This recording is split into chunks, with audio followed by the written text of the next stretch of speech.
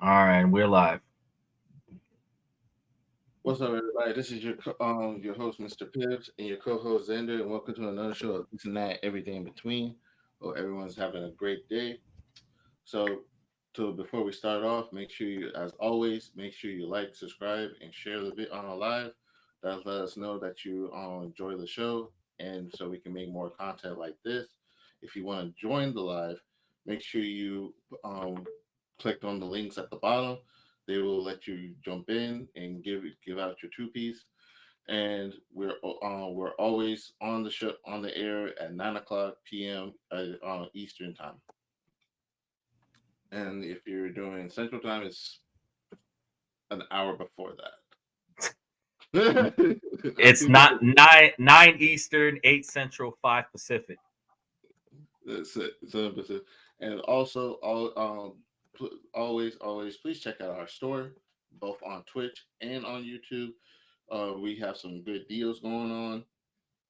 Like, I believe we have $1 for one of our towels.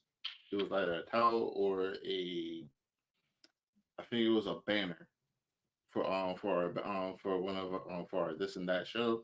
If you join the membership, you get good discounts on YouTube, but only on the YouTube store. So go ahead and take a look at that. And if you do so, that would be great and awesome.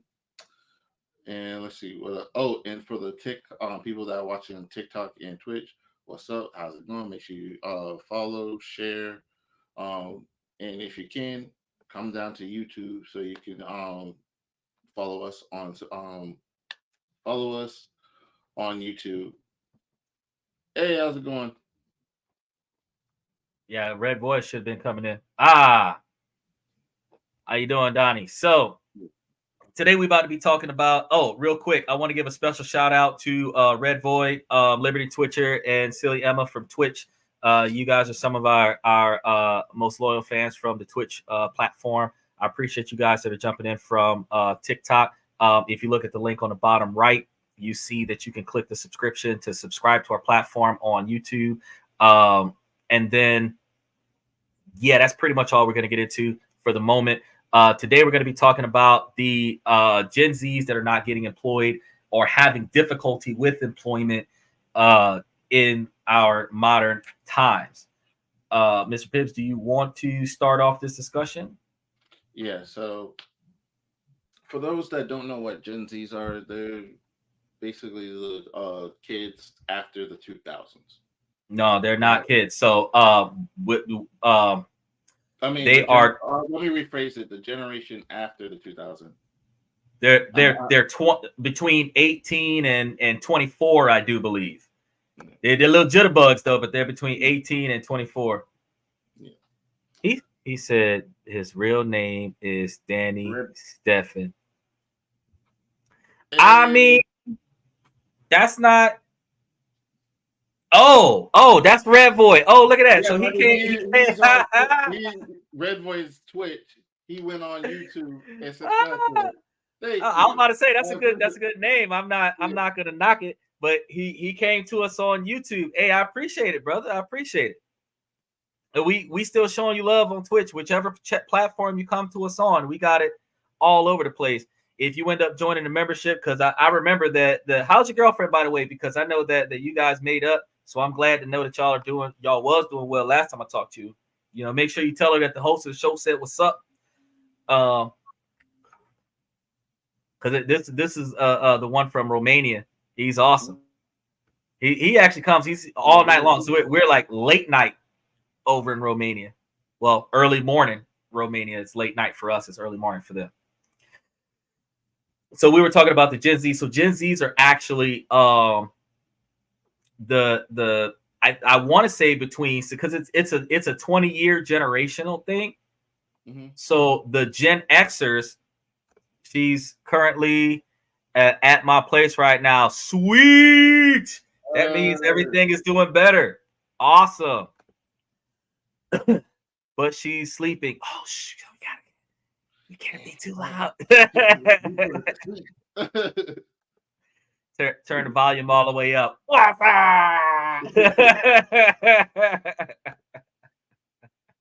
That's great to hear. That's great to hear. I'm glad I was able to help you guys. I'm so glad. So it's a 20-year generational thing. So the millennials are 20 are 30 and 40-year-olds. So ironically, you are somewhat in my 20-year generational group, but I am the last of the dying breed from the Gen Xers because they stopped raising Gen Xers when they raised us in the 80s. So which is why I say that technically anybody that's 10 years apart is lineagely not in the same generation, because the whole country changes every 10 years, but 20 years guaranteed. So the things that we used to do with 8-track tape players and reel-to-reels and black and white TV that Gen Zs are never going to know anything about because we lived before the internet was created. Dinosaurs. That 20-year difference is definitely going to be a complete generational, because it's a complete culture change. So Gen Zs are in their 20s right now. So they're between, I want to say 16, 18 years old to as much as like 2024, something like that. That would be like the Gen Z's era. I don't know what they're going to call the people after, because they've already gone through all the alphabet. The Gen Zs are now the last one. But the jitterbugs have a bad work ethic, and that's what Mr. Pibb was about to go off of. Mr. Pibb, what did you have to say about those Gen Zers? So the Gen Z people that are trying to, well, specifically the ones that just got fresh out of college, High they school? high school or college, because the college kids are even saying that they can't get a job either, and they're showing off multiple degrees. There was one girl that was on TikTok. She was showing her different types of degrees. She couldn't get a single job. Oh yeah, but the Z's are from, like, I want to say 18 to about 24. So some of them are out of college, a 4-year degree, but some of them are fresh out of high school going into college and equally having difficulties with finding jobs. Yeah, and so what usually sets them apart from people from our era is that they it's like multiple things, but the most important the core things were lack of motivation, being distracted easily, being offended easily, and lack of technological skills, which is, Oh, don't well. know how they are lacking in that when they're Okay. I got you on that. Because having the ability to use social media platforms is not technological skills. And technological skills does not necessarily mean utilizing a cell phone. Technological skills does include utilization of a computer, but technological skills also means handling other forms of technology, including the archaic versions of technology. So they don't know how to change tires. They don't know how to fix stuff on their own. They have to pay a mechanic for everything. There's no critical thinking with building stuff. That's a technical skill. So when you use the word technological, not you personally, but when people usually use the word technological, other people automatically think engineer or electronic equipment.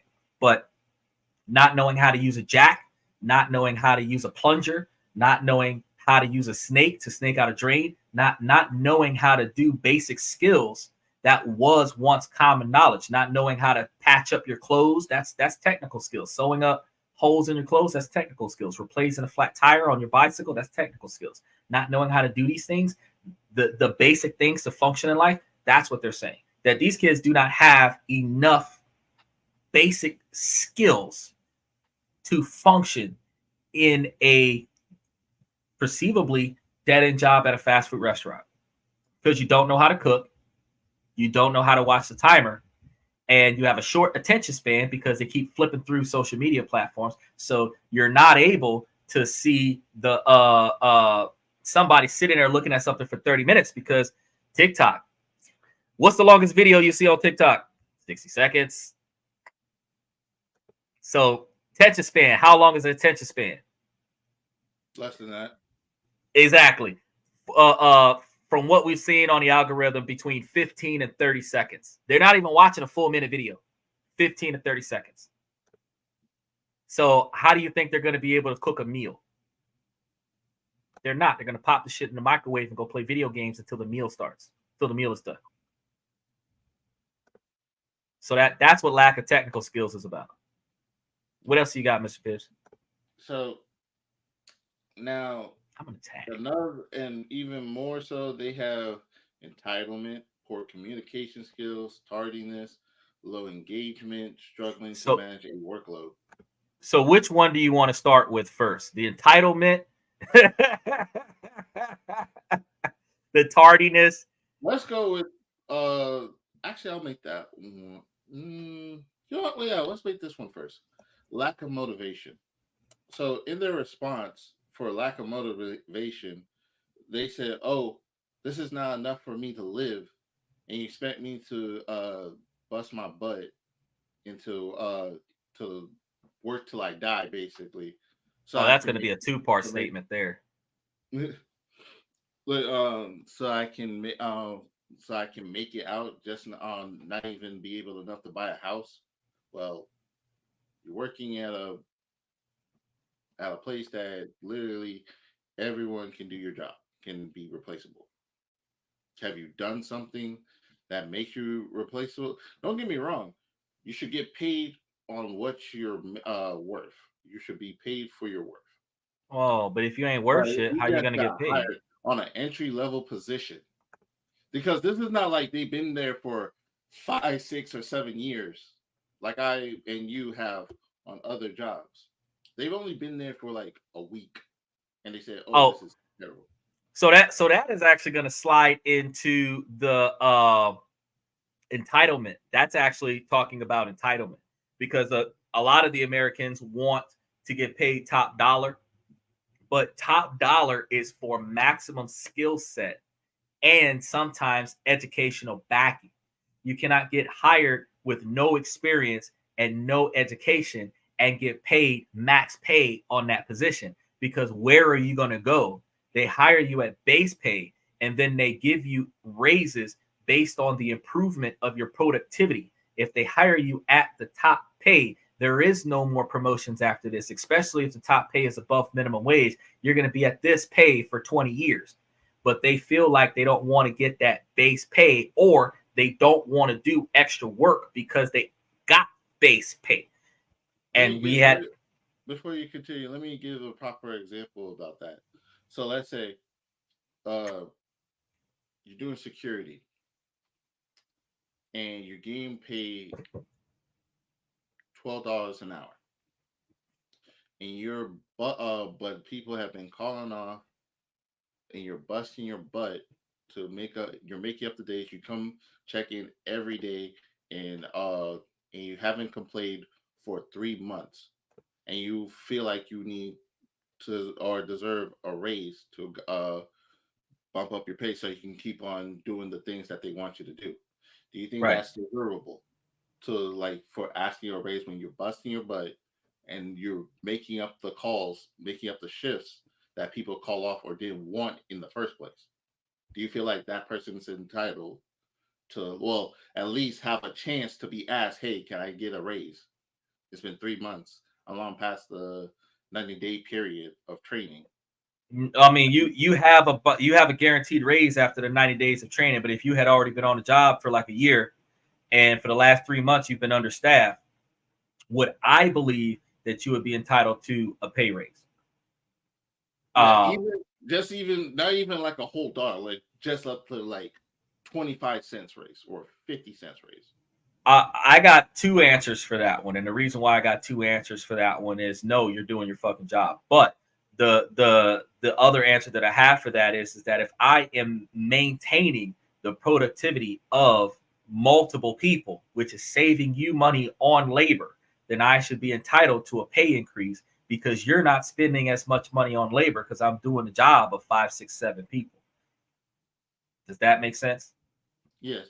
So, but the reason why I said no, you're doing your fucking job, is because the problem is that when you're doing blue collar work, manual labor jobs, like Amazon stock boys, cashiers at Walmart, cart pushers, stuff like that. That's a truthful fact. I'm not saying what I was about to say is that the job description is whatever they hired you for and whatever they ask you to do. So there isn't a set workload in blue collar jobs. And because there isn't a set workload in blue collar jobs, if the workload increases, your pay doesn't increase, your workload just gets harder. So that's the part where I said, no, you got to just do your fucking job because that's what they're paying you to do. But that is true, and that's both of those are good, correct answers and good reasons why not. But but now same person, but he only did a month. He barely makes it past his shifts. He only did one half of the job on his shift, and only been there for at least 2 months. And they ask him why you have a lack of motivation, and because you're not paying me enough. Till you pay me enough, we can talk about that. Do you think that I person? heard that. Yeah, I heard that. I had some jackasses on my job before that tried to fuck out the whole goddamn shift. Not just me, everybody. And the reason why I say that is because we had some of these little bastards that would come to the damn job and they would work a shift. They go back to their house. They come back for the next shift and they bitching about the second day of the week on the job. Now, I'm not supposed to get mad at that, but I get pissed off to high heaven because I've been at work since your ass clocked out. So we both started work yesterday morning. I'm still at work since yesterday morning. You went home for 18 hours and came back, and I'm still here. And you complaining about how you tired. I don't even remember what sleep is like. You don't remember what work is like. How can you complain about being tired? So yeah, I get mad about that. These little bit, they want more extra money because they showed up for work. Yeah, so let me change the reward for instead of getting a raise, instead for that 3 months, they said, "Oh, I see that you're hustling hard and you're busting your butt, asking more than what was asked from you. Here's a $50 raise." I mean, I'm sorry, a $50. Sorry, a $50 bonus. Do you think a person that did all of that deserves that? No. Without, huh? No. For even though he busted his butt and did No. over beyond what they asked for. No, because first of all, everybody's doing that. So you're not going above and beyond the average millennial worker. You might be going above and beyond the average Gen Z worker that's on the clock playing on their cell phone instead of doing a damn job. But you're not out working 30 and 40-year-olds that don't know what take a time off means. So you show up and you might be one of 8 people on your day shift. Just because 2 or 3 people in the back hanging out and bullshitting while you out there grinding to get your money does not constitute you getting an extra $50. It constitutes you getting job security where they will give you a primary schedule to come to work. Whereas everybody else would get less hours on the clock because they're not doing their job. So I wouldn't give you a $50 bonus. I would replace people that I can't rely on and put you in their spot so that I don't got to pay both of y'all to be there at the same time. Does that make sense? Yeah. Because you already know night shift, you heard of skeleton crews, right? Mm-hmm. A skeleton crew is when you have about 25% or less of what is required to run productivity so that you can save labor. But you typically have a skeleton crew where you have 2 or 3 employees on the clock doing a job of 15 or 20. You normally see that in the restaurants overnight. You might see 1 cashier, 1 cook, 1 manager, 3 people. There's supposed to be 2 people in each workstation and the manager and 2 cashiers and an extra person to hand the food to you out the window. So you're frustrated about why does it take us so long for these people to make your food? Because there's only 3 people in there making food for 85 cars when there's supposed to be 20 people in the building right now. That's a skeleton crew. I know I'd be feeling the same way. I'd be like, God damn, that's a lot of work. I'll pull up to a drive-through and I'd be feeling sad for them. I got to put my car in park because I'm still gonna. They're like, oh my God. I'm still gonna order, but I'm just not gonna bitch about it. I know why they're not smiling. They probably been there since in the morning. I be doing some of them. If they got a positive attitude when they take my order, I'll pull up to the window and be like, yo man, hey, I could do a lap around the building and pick my shit up just to help your time up a little bit. I'll be really trying to like volunteer, like bro, I give you a plus rating on the service and then do an extra lap around the building for you just to get get your time down some, because I know y'all struggling, but. Yeah, they got to deal with that. So no, when you say should they get an extra $50 for working hard, no, you should keep your job because you're working hard. The people who feel like they get paid for their presence, but they're not gonna put in that work, they should get replaced. And then when you were talking about the lack of motivation is that they don't need the job. They don't need the job because they still on their mama and daddy income. Somebody else is still paying all their primary bills. They're a roommate in the household that they don't got to pay bills in. So all they really got to do is pay for their cell phone bill, if that, because they might be on a family plan where somebody else is paying the cell phone bill. So if they're going to work so that they can use the money from going to work to go play, they're not paying attention to this job because this job is not paying for the standard of living. Now you got some that are independent youngins, them the grinders. Those are going to be the ones that is looking at this $12 an hour. Like they need $25 an hour to live in this low-income neighborhood and not get put out. You got some that got kids at 18, 19 years old, 20 years old, and they got mouths to feed, diapers to buy, and they making 13 begging the boss for an extra $1.50 so that they got enough money to buy the formula for the child. And they're looking at how this job is not paying them enough money to pay for their standard of living. Because inflation is not nice to you. Inflation don't give a fuck if you're not making enough money. They're gonna make it to $15 an hour in Florida, but they ain't made it there yet. It's 12. It's gonna be 15 by 2026, but the minimum standard of living is gonna be like 30 at that time. So you need either 2 jobs or 80 hours a week. You need to be doing like 20 hours of overtime to offset. People. I'm sorry to cut you off. I just want to point, and for the people that said they got the degrees, getting associates or a bachelor's degree, and they're flipping burgers. I got something for them. Yeah. Suck it up. If you can't find your job, it's not because no one hired you. It's because you gave up easily. To be honest, it's because you fucked up. That's why. Because you fucked up. I'm gonna come right outside. I told you I got something for the ass. I got something for the ass. Say this as politely as possible. I'm not. I don't really take these people that have this degree seriously. I take them serious. If you have a business degree, I'm sorry, I cannot take you seriously. I can take you seriously. You seriously fucked up because what are you doing with that fucking business degree? I'm gonna tell you right now. Microbiology, communication, and health, and computer technology, and I can tell you right now, I'm on a fucking live podcast. What about this podcast is in line with those 3 degrees? I mean, I am a teacher on the side, but my point is, what 2 jobs? What about this podcast is in line with those degrees? You get a business degree. Do you know what you do with a business degree? Do you know? Seriously, do you know? Supposed to be. My mind. Supposed to be. But truthfully, do you know what a business degree is for? Help manage someone else's business? Yes, but guess whose business you're managing with that business degree? You're gonna love this part.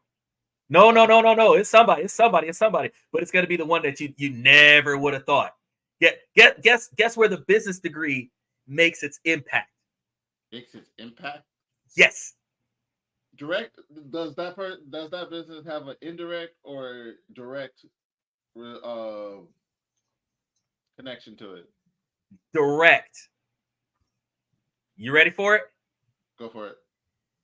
You get promoted to night shift manager at McDonald's. You become a general manager at a Wendy's. you become a department manager at a Walmart because you're managing a business. You're managing the inventory, the staff. You're managing a business. Do you realize that a business major is only counting somebody else's money and keeping track of somebody else's inventory and straightening out somebody else's data? Do you realize that a college does not teach you how to start up your own business? A college does not teach you how to file your own taxes. A college does not teach you what tax breaks you get from a business. The business college does not teach you the difference between an LLC, an S Corp, and a C corporation. All it teaches you is accounting, inventory, and data organization. And that is going to be the store manager at the Waffle House that does the truck, that does the schedule, and counts the money. That as long as you have your education, it will never fail you. Yes and no. Yeah, no, let me. So as long as you pursue education, it will never fail you.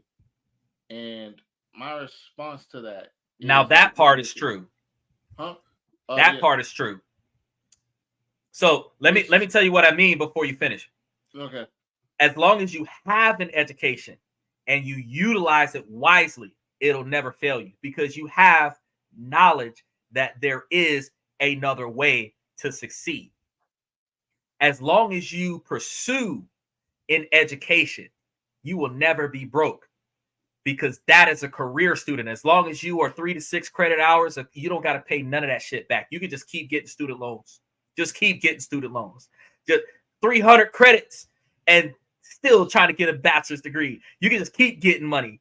They'll pay you $60,000, $70,000 a year as reimbursement from going to college. Who cares if it's just charged off? You'll be 80 years old, still going to college. Let me remind you guys this.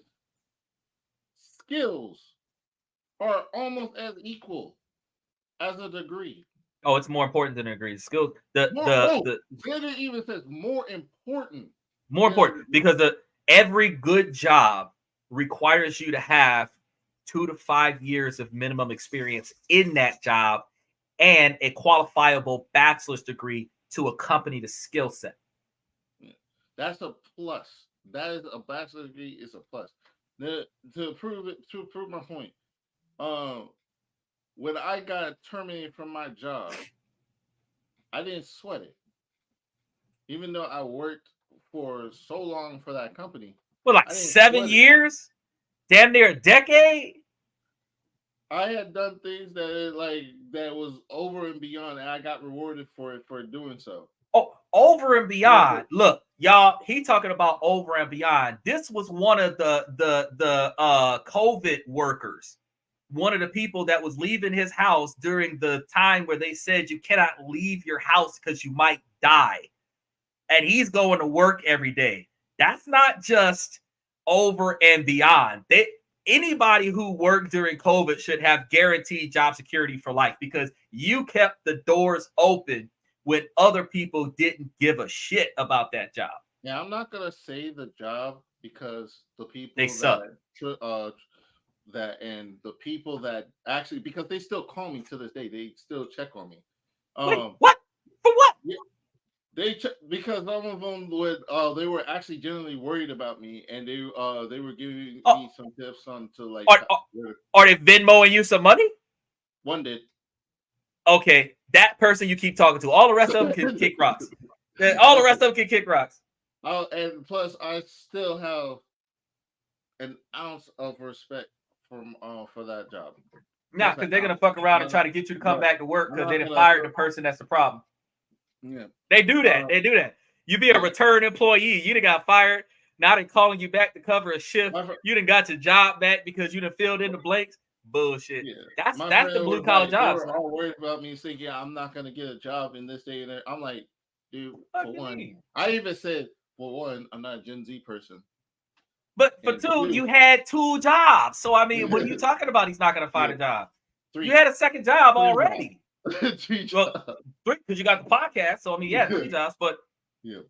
And the real estate I business told the dude I've been working 3 jobs, forever. and they work more than pay more than this. The only reason why I didn't fully invest into it is because I actually love this job. I didn't lie. I really did love the job. I didn't want it to go. I didn't want to go, but then we I had to gotta force tell me you, to leave. I stopped loving jobs.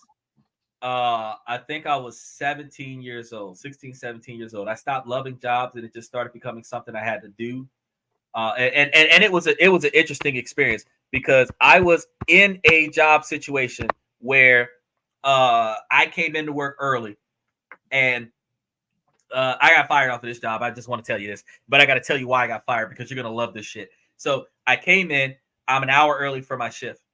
You're asking me to. I'm in the kitchen. I'm a dishwasher. You're asking me to go and do the work of the hostess, which is like clean the bathrooms and take out the trash and stuff like that. And that's not my job. My job is to wash the dishes and take out the trash and prep the food for the cooks. So you're telling me that you're gonna ask me an hour before my shift to do the work of 3 women on the job that don't feel like doing it. Not that they can't, they just don't want to. And what also made it worse for me in this situation, I wasn't even supposed to be at work. I was covering for the guy that's supposed to be there. He did that work for them so that he had an excuse to be in the women's room while the women were in the women's room. And I'm sitting over here like, yeah, tell me about it. So I'm still like, no, bro, I got no reason to go to the front of the house. I'm a back of the house worker. My whole job description is to do everything in the back of the house and whatever the cooks tell me that I got to do for them. I am not the back of the house doesn't do anything for the front of the house. We don't even have the bus boys are considered front of the house workers. So there's nobody from the kitchen goes into the front for any reason. So they told me they're like, oh, well, and then when I get ready to go, we argue about it for a while, and then I'm like, yeah, I got to go clock on. So I go clock on. And they say, well, if you're not gonna go and take out the trash and clean those bathrooms, then you don't got to come to work. I said, oh, hold on a second, because I think my ride is still outside. I went punched out, went back outside, and they looking at me. They're like, what happened? I said they wanted me to take out some trash that wasn't mine. They said, oh hell no, let's go. I'm out, and we peeled off. I got 62 cents on my last paycheck for that job because I was on the clock for all of 30 seconds before I said, fuck this shit, I'm out. You are not about to make me do somebody else's job while they're here to do it. I ain't got no problem with being on a skeleton crew. I ain't got no problem with overachieving. But you're telling me that the hostess, that restaurant ain't even open yet. The hostess is leaning on the hostess stand. The way you see them girls lean on the hostess stand at Chili's, they leaning on the hostess stand doing nothing. 25 feet away from their side work, and you're asking me on my day off to go do their job for them because a dirty old man that usually does it for them ain't come to work today. No, I got standards. But a Gen Z wouldn't even came in on his day off. So the fact that I was there, that's what from that point on, I was like, nope.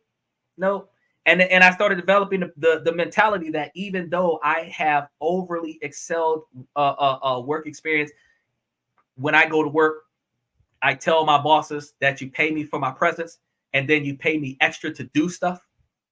Because if you're going to ask me to do something and I'm already an hour early for work, I ain't clocked in yet and I'm doing work, I'm about to run a 10-hour shift, understaffed, beating sales, where we require 20 people to do this work. I'm going to stay 30 minutes to an hour after my shift to make sure that everything's done before I get to go home. And I'm not going to ask you for a raise. I'm not going to ask you for a day off. I'm not going to ask you for a promotion. And then you're going to come and ask me to do somebody else's work. Bro, you're going to have to pay me more for that.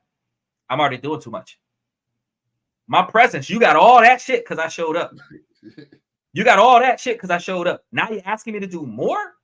Like, bro, you're gonna have to tap somebody else on the shoulder for that. I'm not giving you that. I'm not giving you extra. I'm not giving you extra on top of extra. I'm not doing all that. You're already getting goddamn 6 days a week from me, 12 hours on a 10-hour salary. You're not about to get an extra 20 minutes of lift that box. You got to be joking. Because Sally don't want to lift the box. Talking about something that's a man's job. Well, give me some of Sally's salary and then I'll go lift that box. So that's not us talking about the Gen Zs though. But truth is, we have this on blue collar jobs where they prioritize certain people over other people.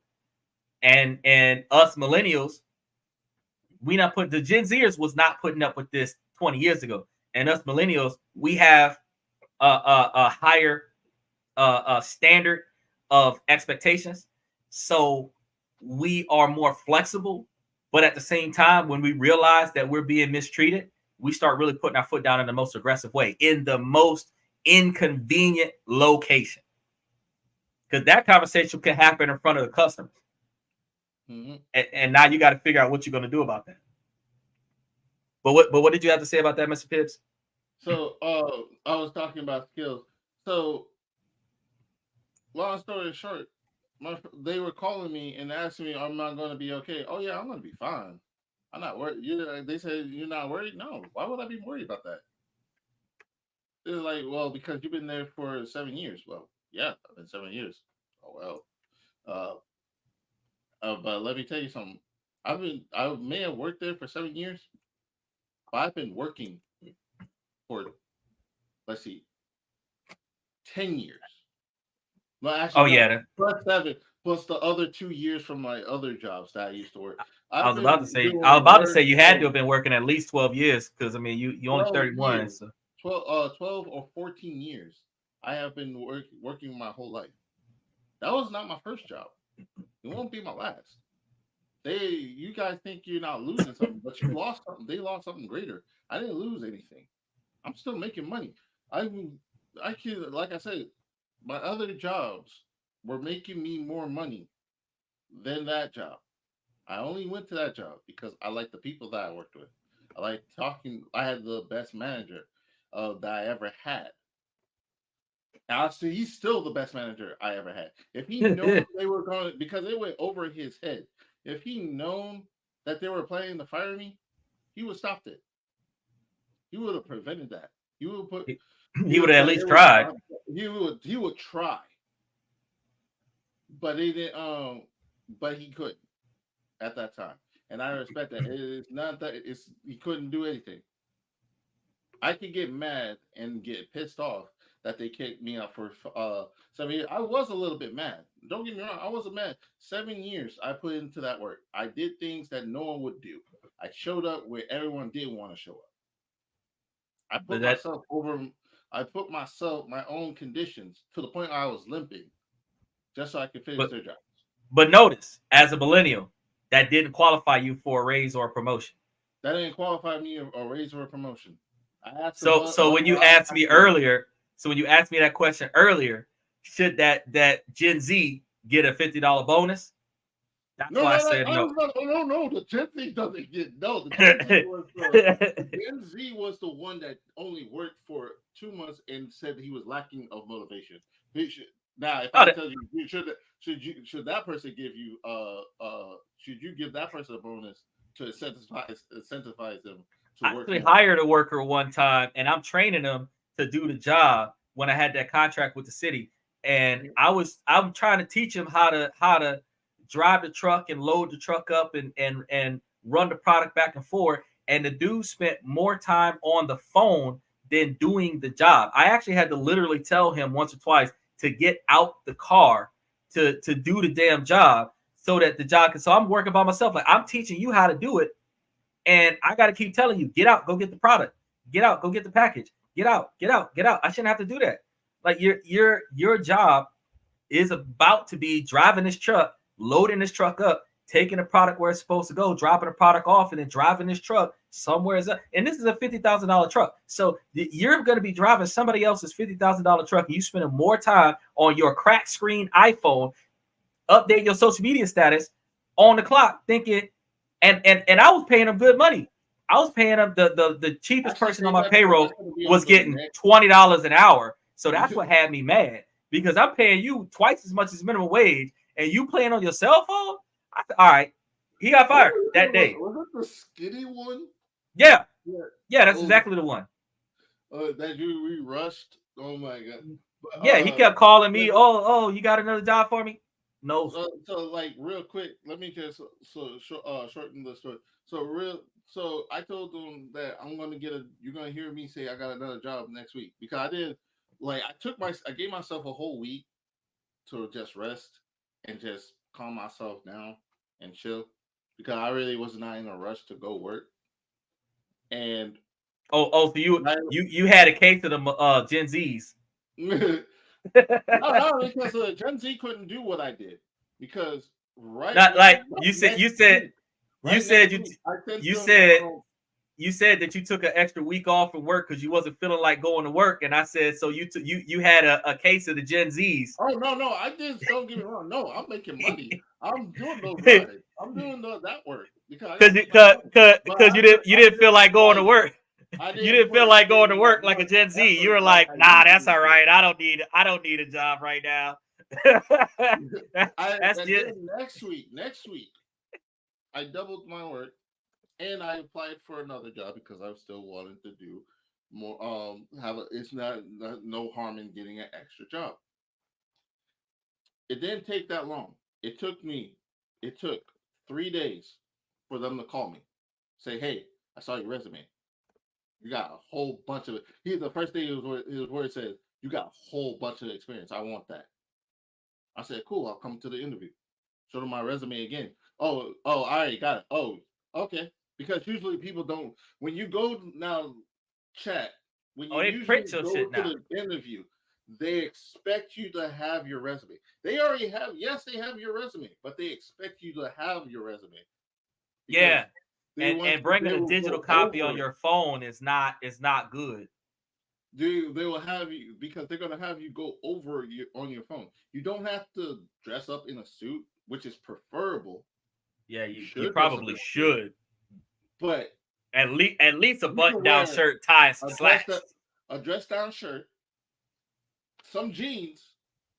It depends on the location you're going to. If you're a Depending lawyer, on the type of if jeans, you're going to it go as can't a be jeans with paralegal, holes in them. let's say you're going as a paralegal, wear a suit. Yeah, Wear a suit. if it's a That's a manual labor that's a job, you can must wear some because pants, but everywhere you're going to be in that whole spot, it's going to be a suit.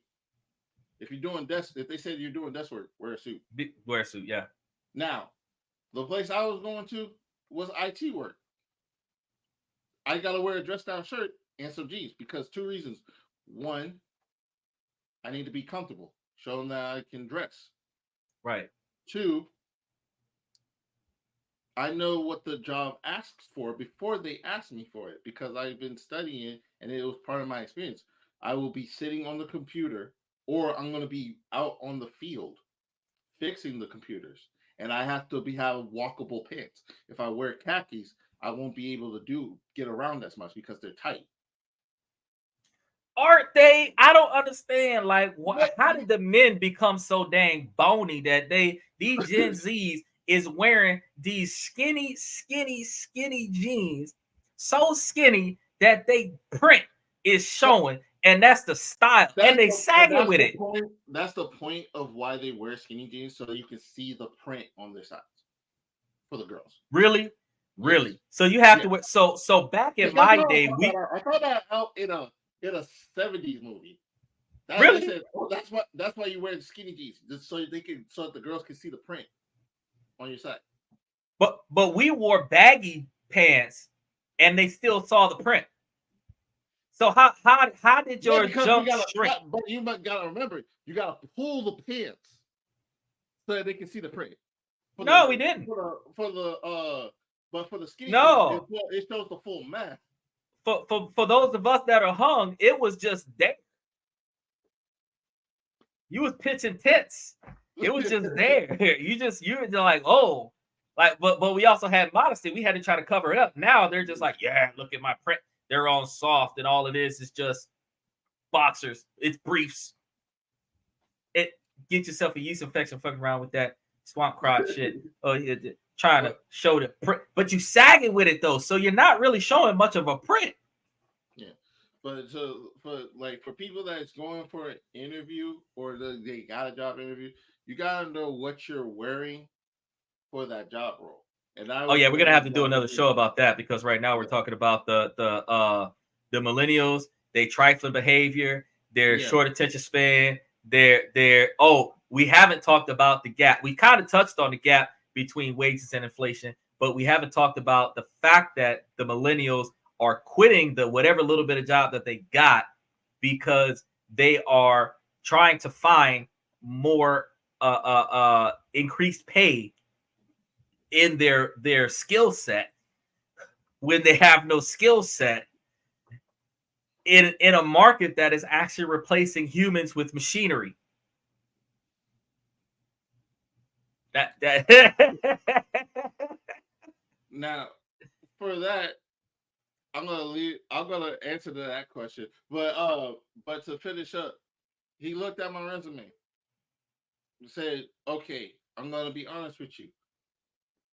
I like your resume, and I want you to come in for a second interview because he wants to give everyone a chance to get an interview in." And so I said, "Okay, that's fine. This guy's gonna hire me. I know he's gonna hire me.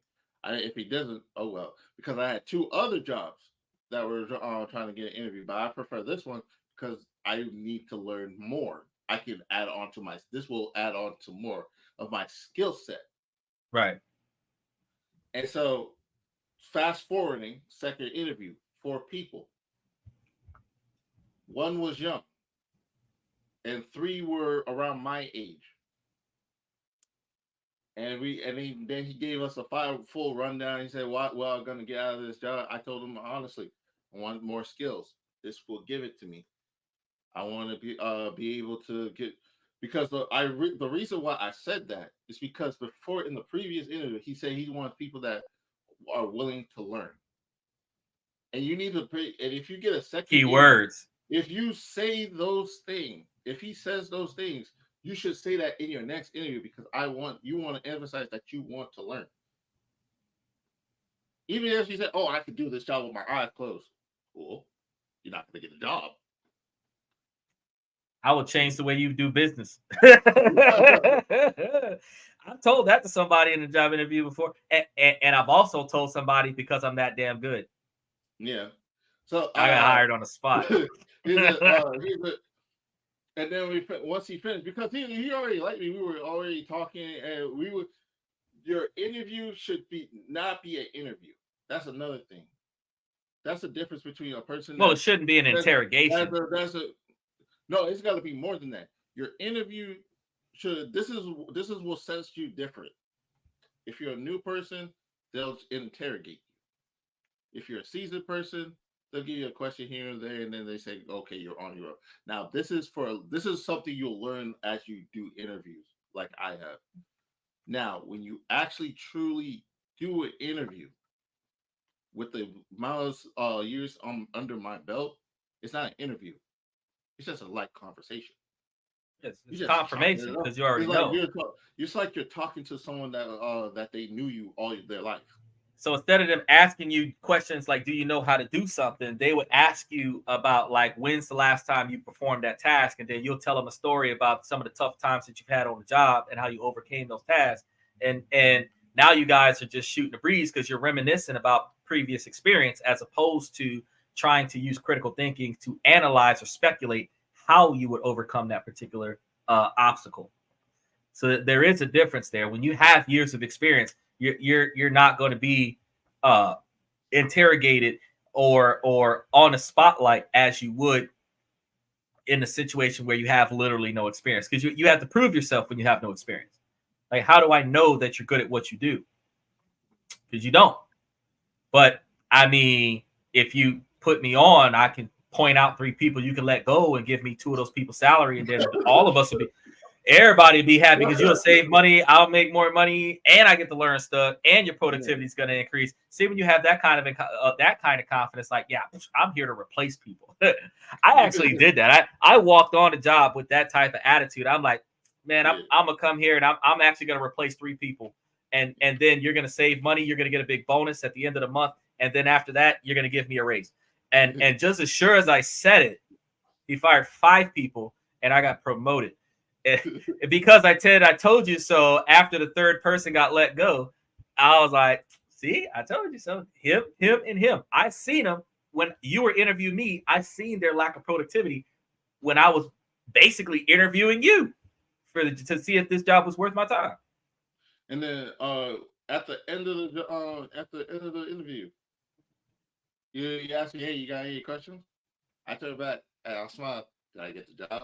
And he's laughing and smiling. He's like, That's the only question I really want to know. I will let you know during this week. And he did on Friday. Because there was no doubt in my mind that he was going to hire me. He liked my skills. He told me before that he was going to hire me, and I turned the interview into a conversation. That is something that every interviewer are looking for. And then and when I started, we acted like what we did in the interview. I told him I worked.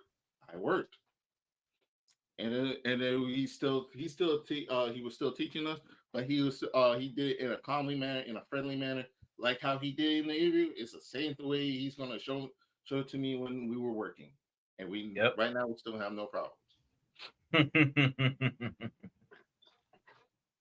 And he hired, because he was making a team, because he started that place. He has like 3 other people.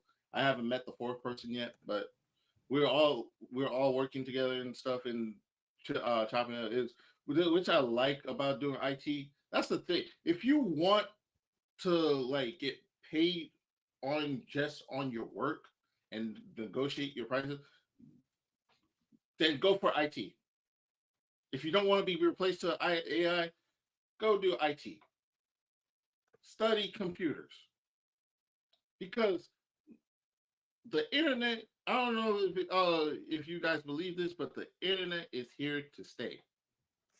And it's gonna be increasing. You're laughing at that, but it's true. It's gonna continue. It's gonna continue to grow. And people that they have, and it's always gonna be a high. When I first started doing IT, you know what my stepdad said?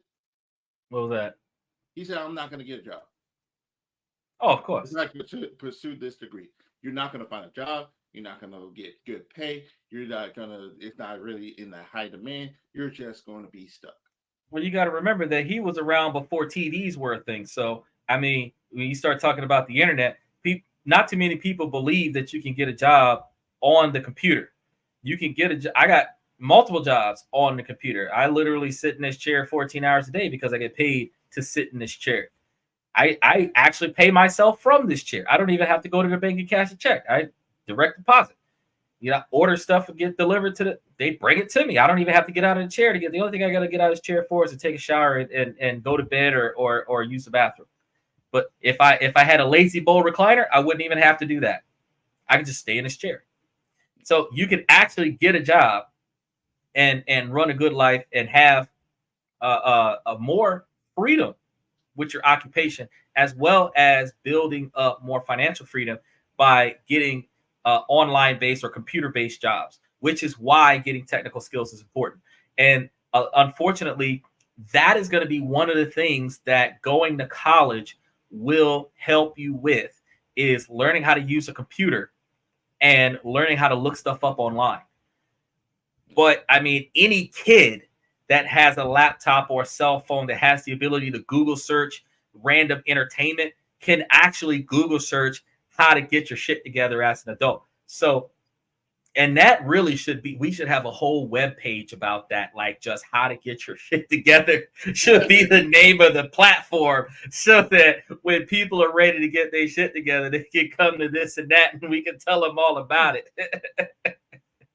But real quick though, because one of the things that I know is that when Gen Z's attention spans are real small, and when they come, they're not coming to really see like they're telling us how to get better jobs. They come to hear the fact that you understand that you want that work and a home life combination, but you're making pennies on a dollar. So $12 an hour, $15 an hour, $18 an hour, and you need $25 to $30 an hour to survive in the economy right now. You understand that $2,000 to $3,000 a month is your rent in most areas of the United States, and you've got to be making 3 times that to live there. So you've got to be making like $6,000 to $9,000 a month, and you're not making that. You're making $2,500, you're making $4,000, and you're not making enough to live, which means you got to go get a second job to try to fix that problem.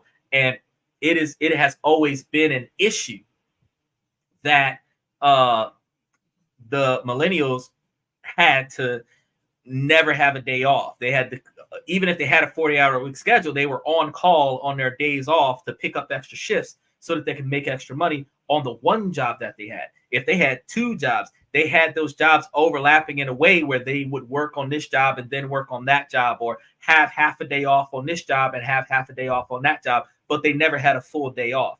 Millennials who want to live life also are sacrificing the time at work so that they can enjoy themselves sitting on a park bench, hanging out with their homeboys, making TikTok dance videos.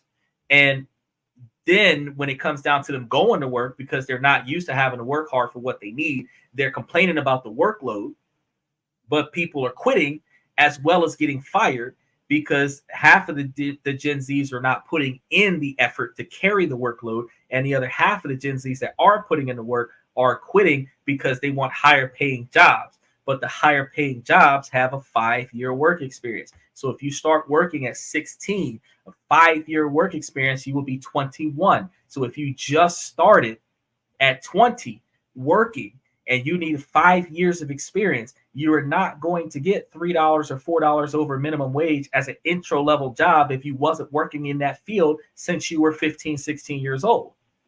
So you just decided to get a job fresh out of college and you've never worked a day in your life. You got a bachelor's degree, but no work experience. You will not get the job over the person that has a high school diploma and 10 years of work experience. Because they'll be 26, been working since they were 16 in that field. You will be 24 with a bachelor's degree. Add something about that with the degree. And let's say you, when you want to jump out fresh out of college and you want to get those high paying jobs that you've been seeing online. There's only what high paying jobs that you see online? What high paying jobs you see online? Matches up with their degree. That's a lie. Which one? Which one matches up with the degree? Hold on. I'm gonna explain. They want the people that gives like high paying jobs are gonna ask you for 6 years of experience. I don't even look. But hold on. Let's bounce back and forth on this. You give me a job. No, give me a degree, and I'll tell you what job that goes to. Okay. Now, agriculture, farming, criminal. Let's see. What would count as it's not criminal. Politics and law. I think it was bachelor's in politics and law or criminal justice. Secretary, criminal justice, paralegal. Paralegal. Okay. And a paralegal is a secretary. And let's go. Let's see. These are all minimum wage jobs. I mean, not PhD in biology, but bachelor's degree in biology. Lab tech. And let's see. Mathematician. No, notice there's only one job. Teacher.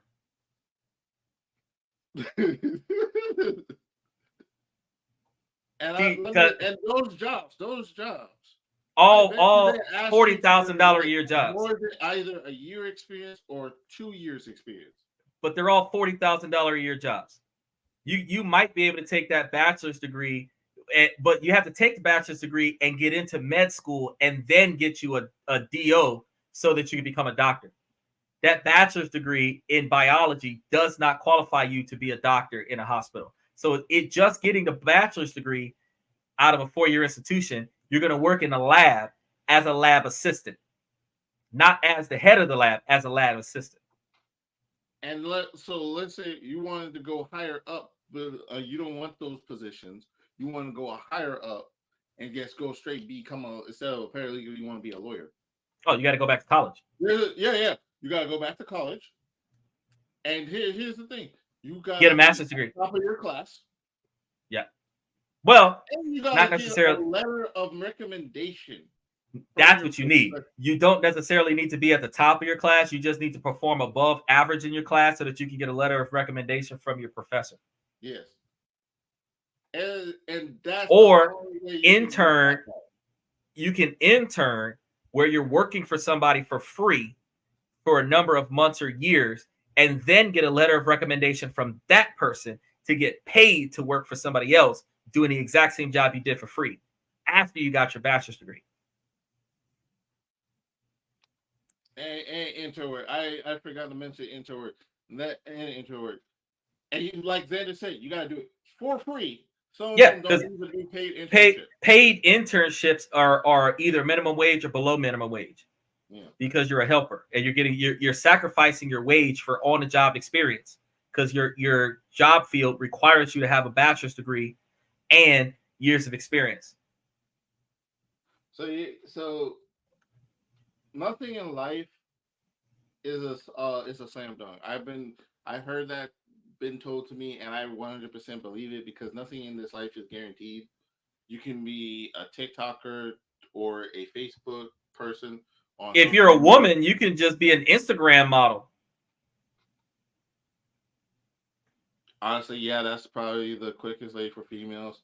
I'm not even gonna kid with you. Just one picture in a bikini, and it's 100,000 views. They dropping bombs. Yeah, they could just put on a tight skirt and 200,000 views.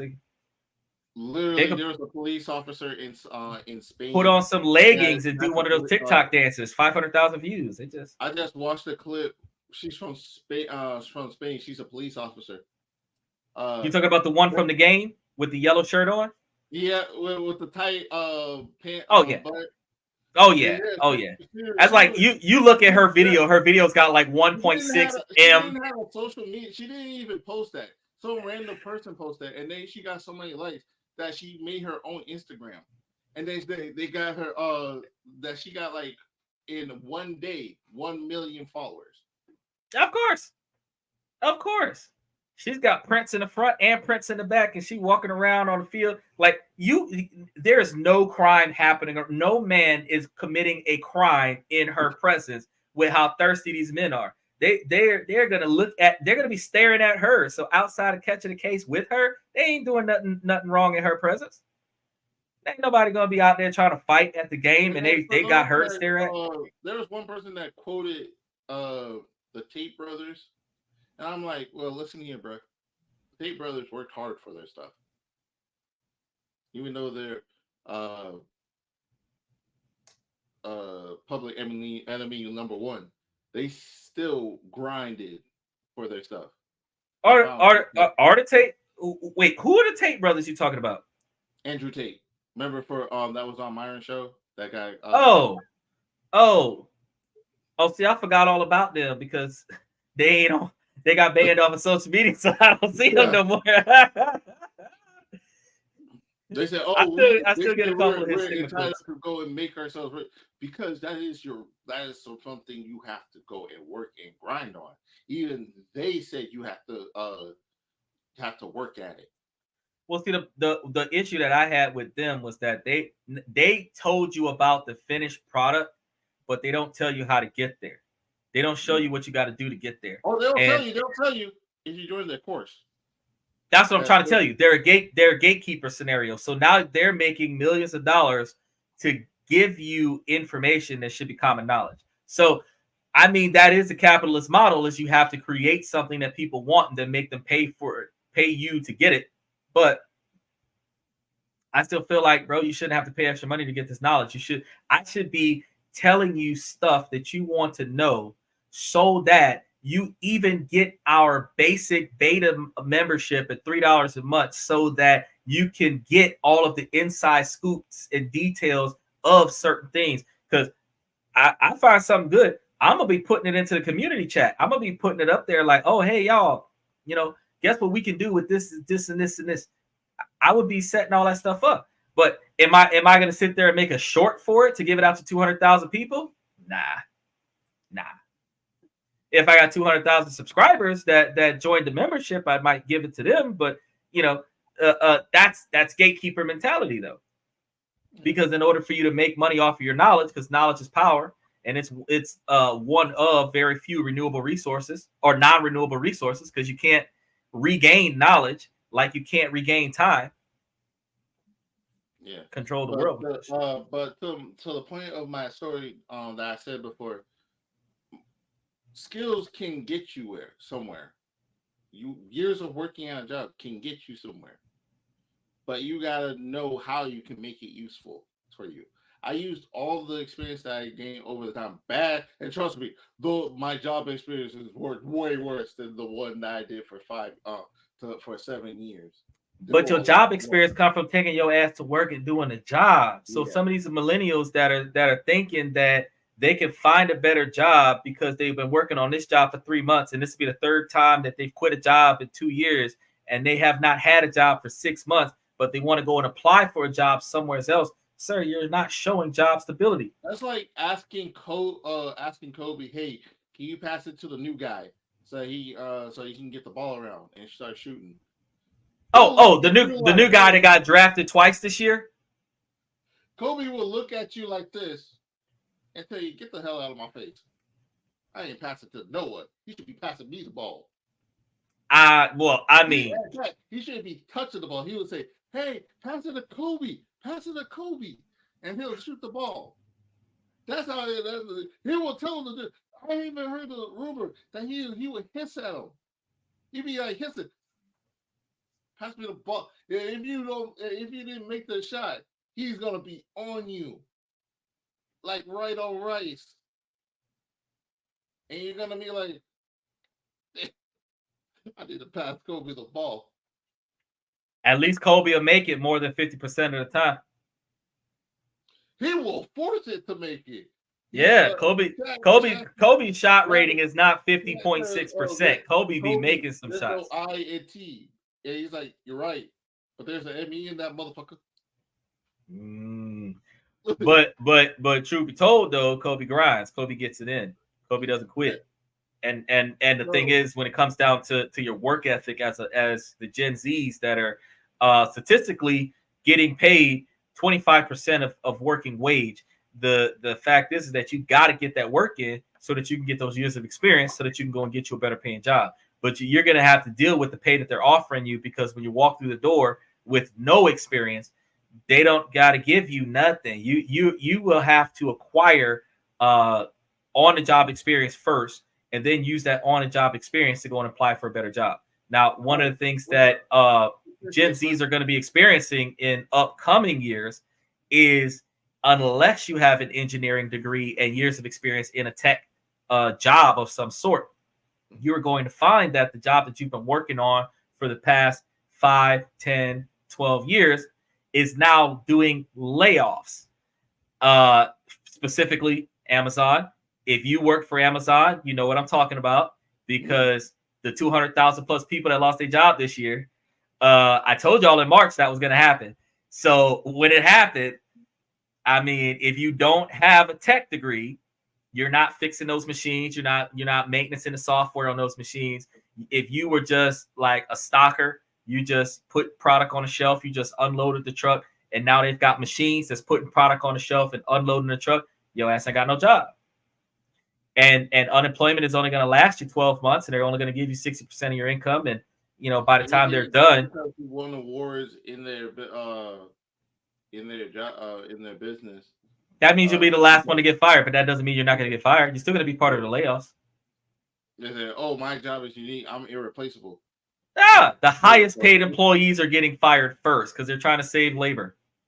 So they give you all of those raises and promote you based on your demands, so that they can keep you happy until iRobot shows up and starts trying to do your job better than you at $3.50 an hour. If they're paying you $30 an hour right now, and they are in a contract with Digitech where they could get a machine to do your job for $3.50 an hour, they're 1%.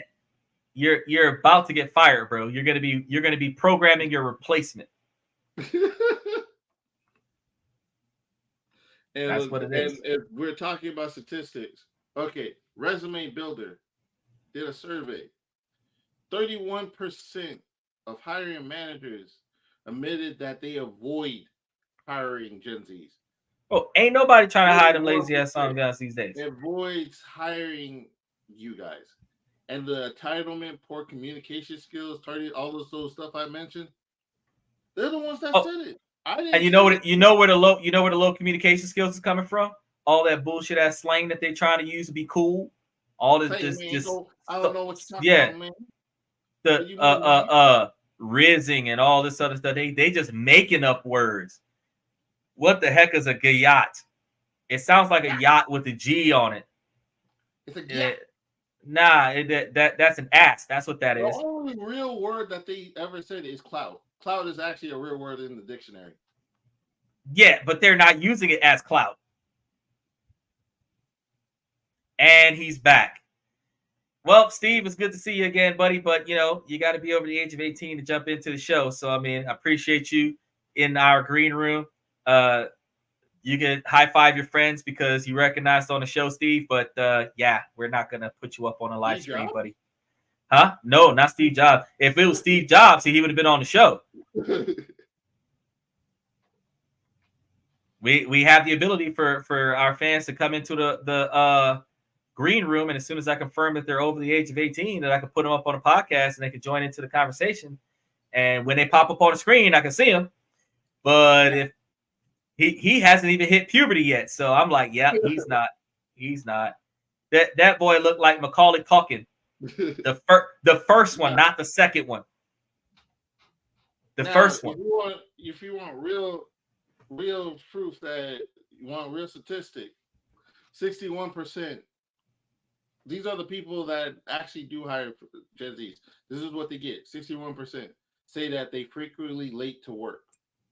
And then they fire your ass for not being reliable. 59% say they often miss deadlines. 53% say they are young. New Yorkers are often late to meetings.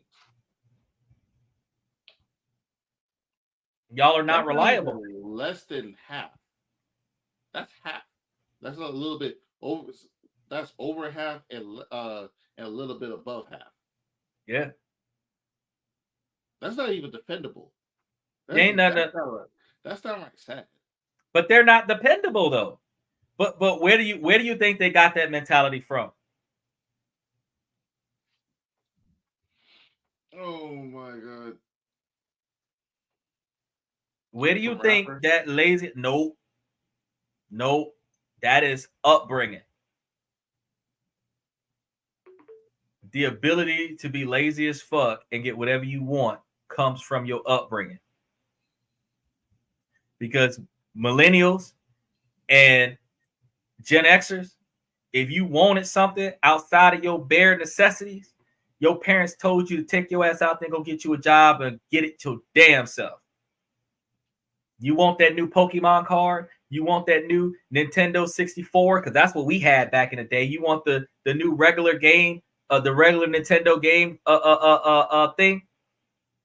You had to go get that yourself. When cell phones first came out, when we still had pay phones everywhere, when cell phones first came out, you wanted a cell phone when you were paying what was it, like 49 cents a minute and 10 cents a text message for your phone plan? Yeah. They told you want that shit, go get it your damn self. We ain't paying. We got a house phone. We ain't paying for no cell phone. You want a cell phone? Go buy your own damn cell phone.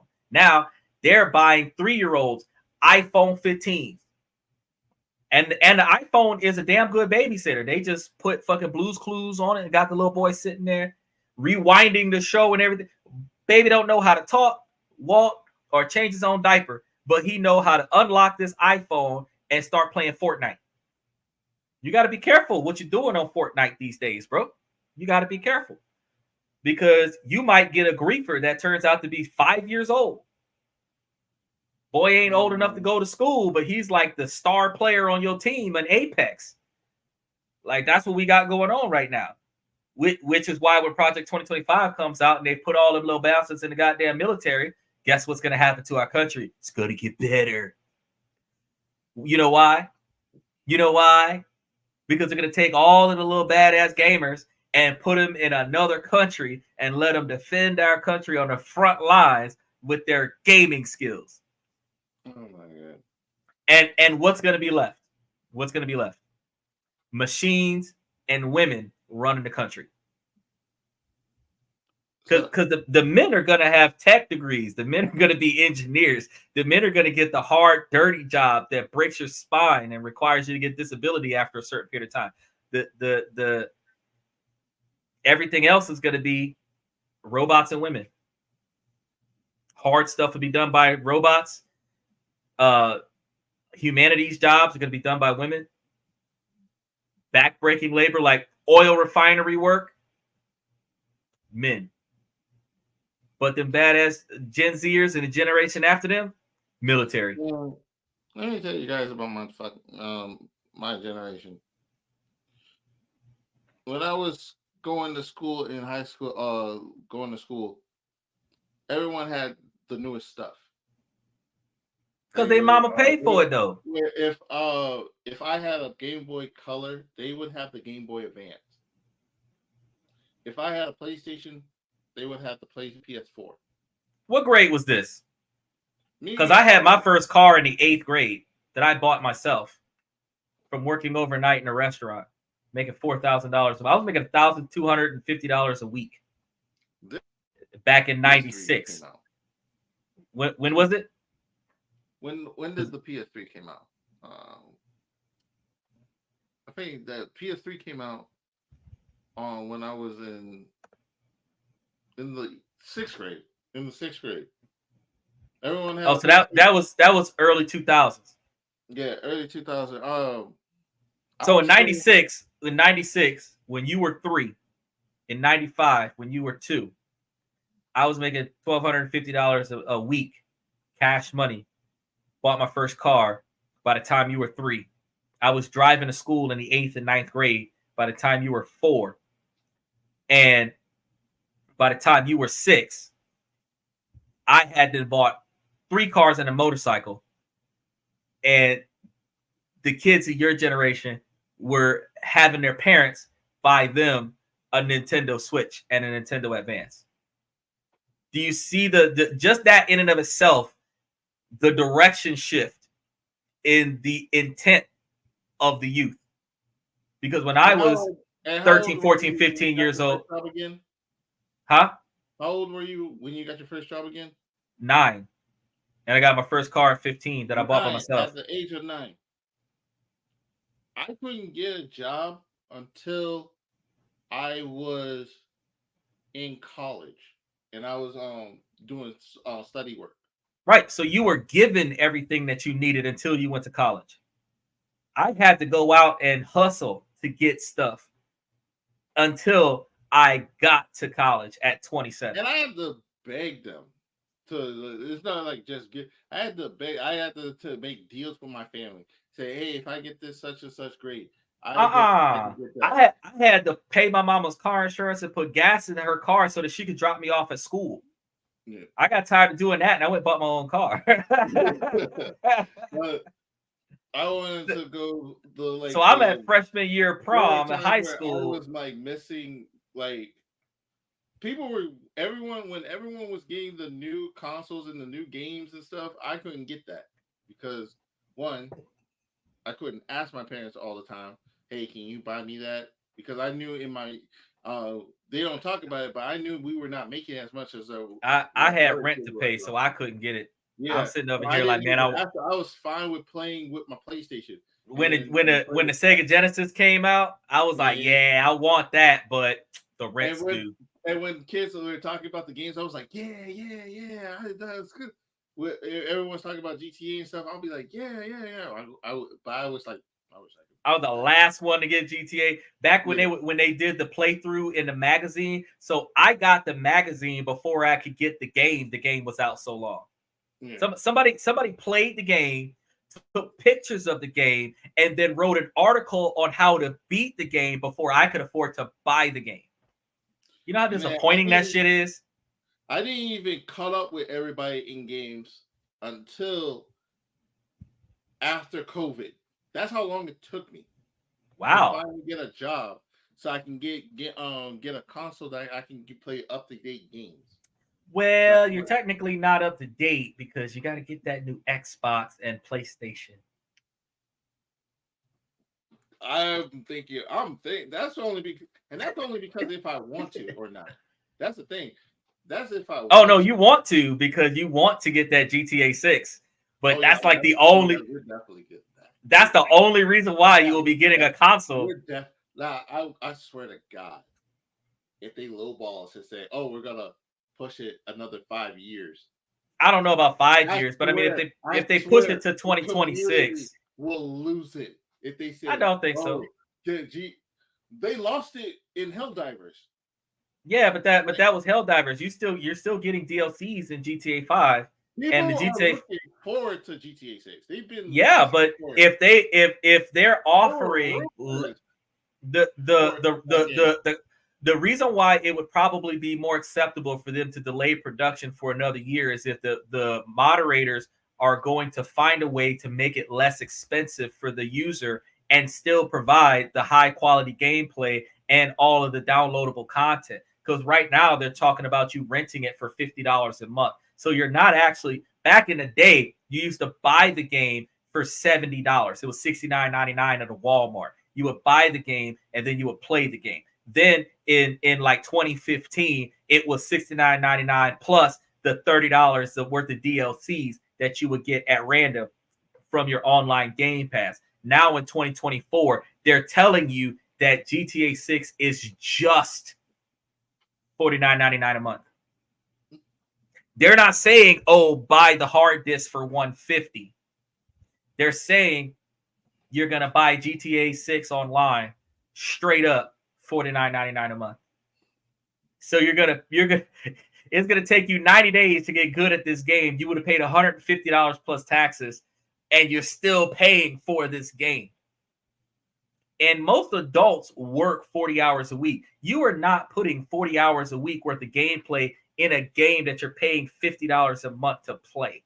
When we were growing up and we paid $70 for a lifetime, beat the game inside of 3 months for $70.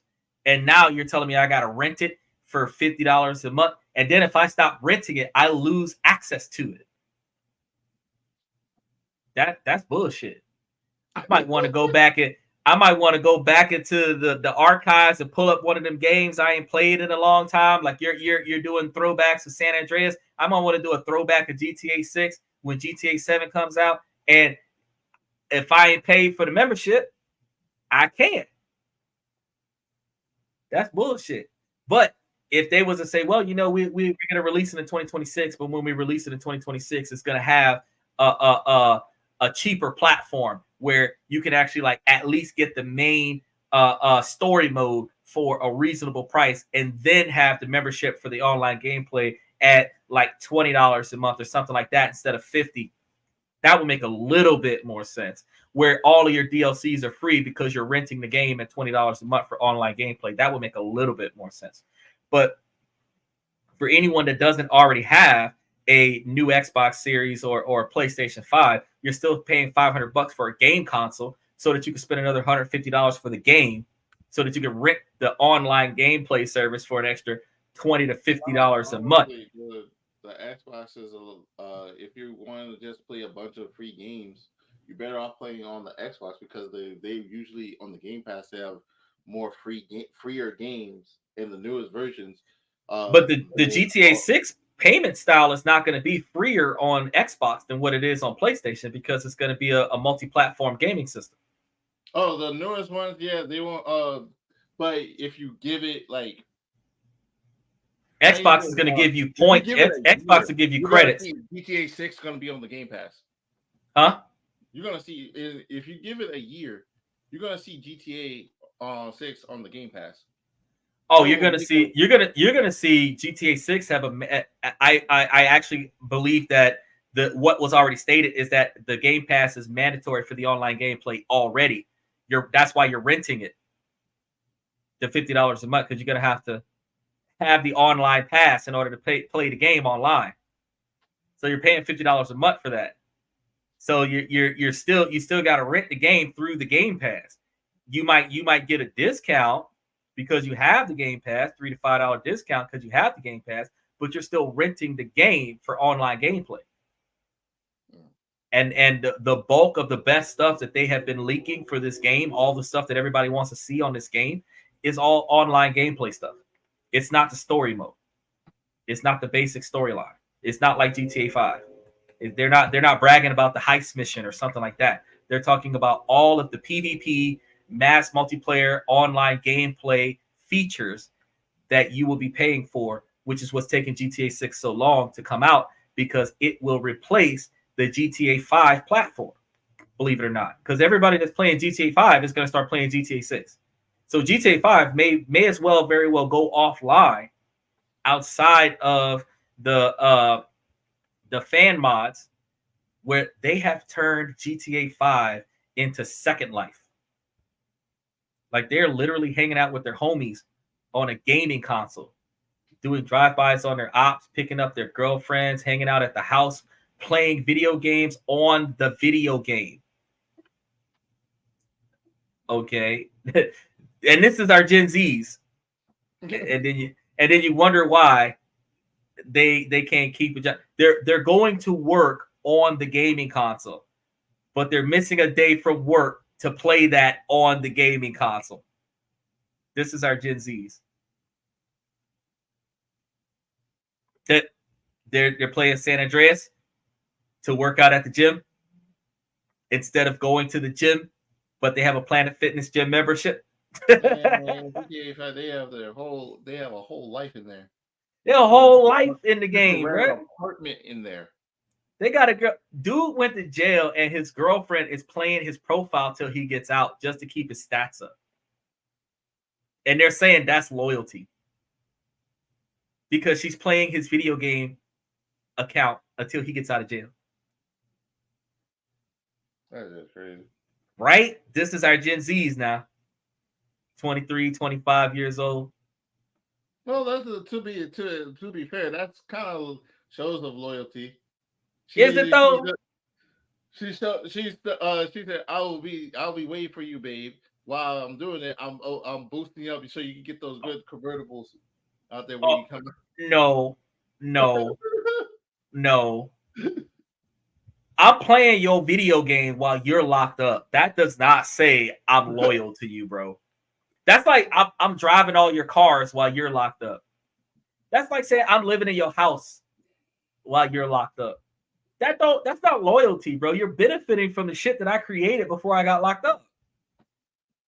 Like, these kids their priorities are skewed.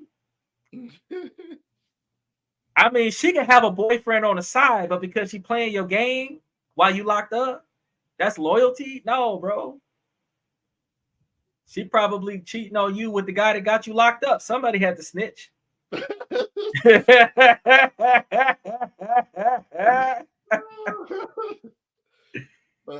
my point is, it took us a while to get the things that we actually wanted, and we worked hard on it. And you guys wanted to go there, get the job, and say, now I am entitled to get to a raise and a promotion because I lasted the trial period. Yeah. Fuck out of here, bro. You lucky I put your ass on next week's schedule. I'm gonna say this one thing. You guys are gonna please listen and pay attention. We are not the same. We will never be the same. Of course not. Yeah, I was working when your mama was pregnant with you, so yeah, we not gonna be the same. I earned the stuff and they just handed to me. We are not. I don't ask for shit. I bought everything that I got. I bought it all. And nobody gave me nothing in life for nothing. And if somebody ever fronted me something on credit, I had gave it back in spades. It was never a situation where I could just have my hand out and some shit just happened to me. But that's what our Gen Zs are like. They're taking care of, you know, the state of Florida, you're not considered an adult till you're 26. Oh, they raised it? No. The legal age for criminal incarceration is 18, which is still. I thought you were talking about I'm sorry. I'm talking about dependents. Yes, dependents. the legal age for criminal incarceration, the legal age for voting, the legal age for gambling, the legal age for when I was like yeah, first that's signing it. up That's it. for Because they raised smoking and drinking up to 21. When I was So going to doing college, doing my FAFSA, the legal age for dependency is 26. Wasn't the dependent age was 24? 26. 20. Oh, it was 26. Oh, it was 26 unless you had your own income. If you were on your parents' tax return as a dependent, you were still considered a dependent, a minor at 26 years old. You're still on your parents' health insurance at 26 years old. So you're not considered grown and on your own until you're 27. And let me tell you, the job market back in the early 2000s, it was hard. It was hard, but hard. You was out there on your own. It was hurt you. But you was on your own at 15. You were getting emancipated at 16. You was trying to figure it out on your own at 17. You hadn't got 3 jobs already by 18. You buying your own shit at 19. You renting your own place. Probably got kids to take care of at 20. You know, you already been grown for 5 years at 21. But now you're not grown until you're 27. So millennials are 23, 24, 25. You got 4 more years before you grown. And you talking to your job like you got a sense of entitlement, like your ass been working for the past 6 years and this your first job. And you only got this job because you needed some spending money. Not because you got bills to pay. Not because you got child support to pay. Not because you got costs of court to cover. Because you needed some spending money to go hang out with your friends. What is mowing your own lawn? Most people don't even have grass on their property these days. They live in apartment complexes that are surrounded by concrete. These Gen Zs have stay with their parents. But that's why they don't have life skills. And they don't even mow the lawn. They have people that put that they pay that their parents. Now I was about to say them, but they don't even pay for it. No, they don't. Pay for it. But they don't have those life skills because they don't have that type of environment. They're not working on their car because their parents paid for a mechanic. They don't have grass in their yard, so they're not cutting their own grass. They're not doing stuff around the house. If something breaks, they're not trying to fix it. They just buy another one. Their parents buy another one. So they just exist. And then they go out into the workforce, and it is so hard for them in the workforce to exist in a place where they're expected to do stuff. And then they end up in this problem where the money ain't enough and they got to put in a bunch of hours. They want to go hang out with their friends. They can't control their own schedule, and they're just frustrated. And then you got some that are out there trying to grind and be independent, and you can't afford to live. And just like I was telling Red Boy before about how you got to be a career student and then get a part-time job, you still got 2 incomes because you got all the money you're getting from school plus the money you're getting from work. Where if you're getting 800 from if you're getting like 400 to 600 from school out there in Romania, and then you get another 400 from work, because instead of getting 800 from work, you're getting 400 from work from part-time. Your 400 from work and your 600 from school give you 1,200 instead of just working all the time and getting 800. And then that's that phrase where they say that your knowledge can make more money for you. That's how you get them, and you're not getting a degree to get the degree. You're getting a degree because they're giving you all this money for going to college. And so the kids is not utilizing, and common knowledge is not so common anymore because they're not utilizing their knowledge and their skill sets. They're not learning stuff. They're not looking and trying to figure stuff out. They're calling AAA instead of analyzing it and getting it done themselves. You remember that AutoZone commercial where the little boy saw the car broke down on the side of the road, and he would ride his bicycle to Amazon every day and buy parts for this car until he got that car back running. Then he drove back to that was a commercial when they were advertising the loaner tools that AutoZone has. And the kid fixed his car on the side of the road, and then one day he drove back up to the dealer, the AutoZone, and gave the man back the tool for the car that he had fixed for himself. Mm-hmm. We don't do that shit no more. We say, "Mommy, Daddy, I want a car," and then Mommy and Daddy goes and buys them a car. Or Mommy and Daddy buys themselves a car and give you the old one. But they don't tell you, oh, go find one real cheap and fix it up yourself.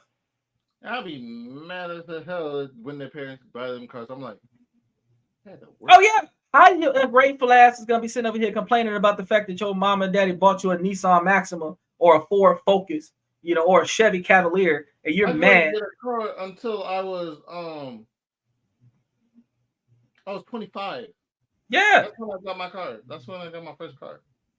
yeah, that Nissan Altima, I remember that. Before And, that, it's crazy. I had 15 cars by the time you got your first one. It is crazy because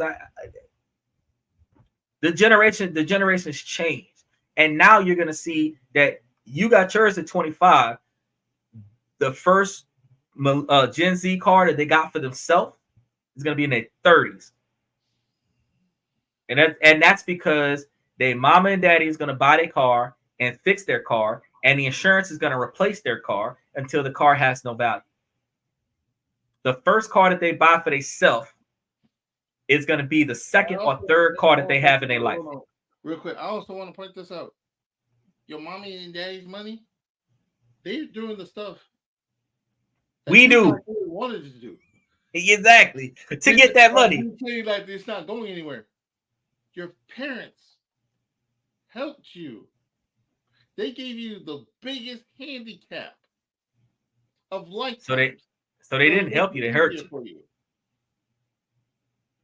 And you guys are saying, oh, I don't want to get, this is chump salary. This is not enough to get me there. Now, don't get me wrong. I understand that you want to get paid for what you're worth. But if your ass ain't worth shit, what you getting paid? Yeah, but if you're not doing the work, if you're not trying to do at least the required amount, showing up every day on time, completing your quotas, making sure that your area is clean, making sure that you don't start fights with anybody, you're friendly to everybody, then why the hell are you having this conversation? What leg do you stand on that gives you the right and entitlement so you can say all this stuff? Because I don't really get that. And I will never understand that. There are people that run their mouth, but at least they back it up. I don't like working with them. But I know that they can help me with the job and finish it because we know we're going to, at the end of the day, we need to get paid. And we're going to stop talking shit to each other and go do this work. And then we never start talking to each other again. I got to tell you, I had some assholes on my jobs that was like my enemy until the rush hit. And we would be the only two that would grind out together. You'd be like, yo, I thought they hated each other. Bitch, I'm making that money, boy. We about to get this bonus, boy. Like that's how we was doing it. And I used to tell people, I don't care if we don't get along off the clock. But on the clock, if you can get the job done, I ain't got no problem with you. When we clock out, we can be enemies all day long. But while you're on the clock, if you get this job done, I ain't got no problem with you. And they'll see, like, when we off the clock, I'll treat you like shit. As soon as you clock on, you're my best friend because we on the clock right now. We getting this job done. It's about the business. You leave your personal life at home. You leave your personal life at the door. You leave your personal life in the parking lot. And you don't be outside your job fighting in the parking lot. You come to work. You don't come to work to bullshit. And when you get there, you get the job done. These millennials is going to learn, not the millennials, the Gen Zs, they're going to learn something because as our economy changes, it's going to be increasingly harder for you to get and keep a job because since minimum wage is going to require companies to pay more, the companies are going to require you to do more. So if you don't find a work ethic that allows you to do that shit that's hard, you're going to have a hard way to go, bro. You're going to end up grinding because you ain't got no other choice. And slinging drugs, because it's easy to do, is not going to be the way to do it. And not everybody's going to make it doing a podcast. Not everybody's going to make it on social media. And unless you're a female doing an OnlyFans account, which they're not going to have a job much longer because Project 2025 is going to outlaw that, you're going to have to find some place to go. And standing on a corner is not going to get it because you see them girls in Las Vegas. They ain't making no money. What you got to say, Ms. Pibbs? So, now, I wanted to put now. This is for the people that did the 9 to 5, did the 8 hour to 12 hour shifts. If you're doing it, if you're just working and there's no and you did it for 10 years and you have not like got a promotion, not a raise, not extra times off, and you're doing extra person's work, I want to tell you this. I need you guys go find a trade or invest in something because no, Well, if they stop paying for video games, they can invest in all kind of shit. You became their workhorse. This well, Mama always told me to be the backbone of the company, and what you do is you got to find the dirtiest, nastiest, hardest job on the job, and then do it better than everybody else. Because nobody wants to do that job, and nobody can do it as good as you. You got a guaranteed job because the company needs you.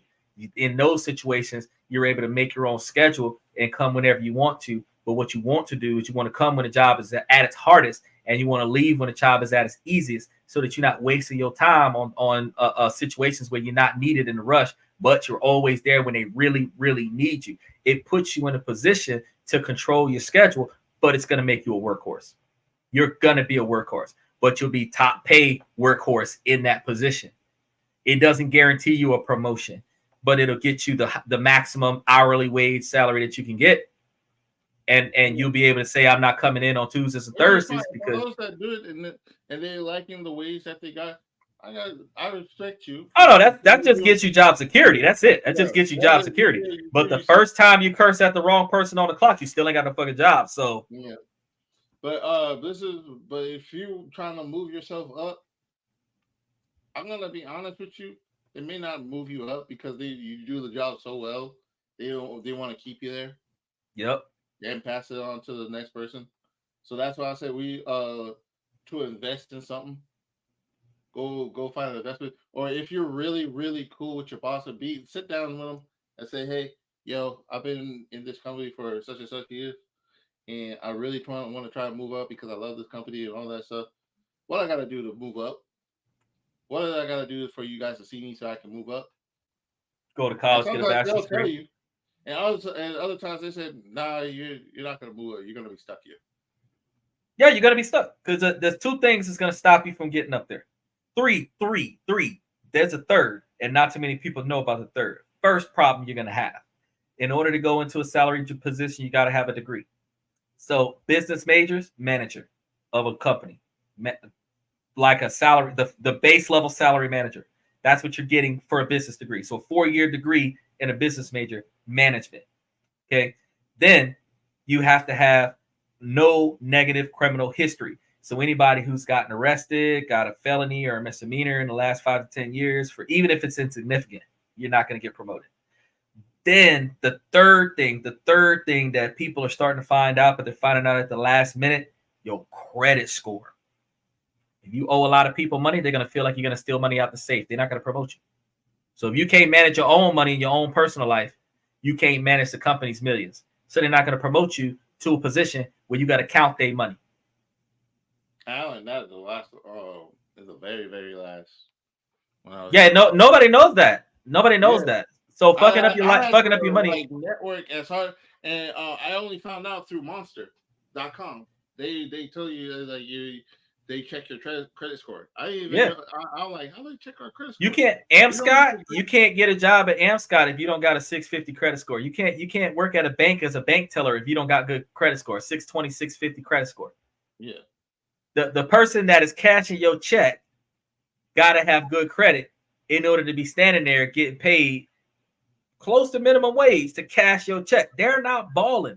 That person that's wearing that polo shirt with the Wells Fargo logo on it, when they cashing your check, they are not balling out of control. They making the same kind of money as the cashier at the register at the Checkers. But the difference is that the person at Checkers got bad credit and the person at Wells Fargo got good credit. That's the only difference.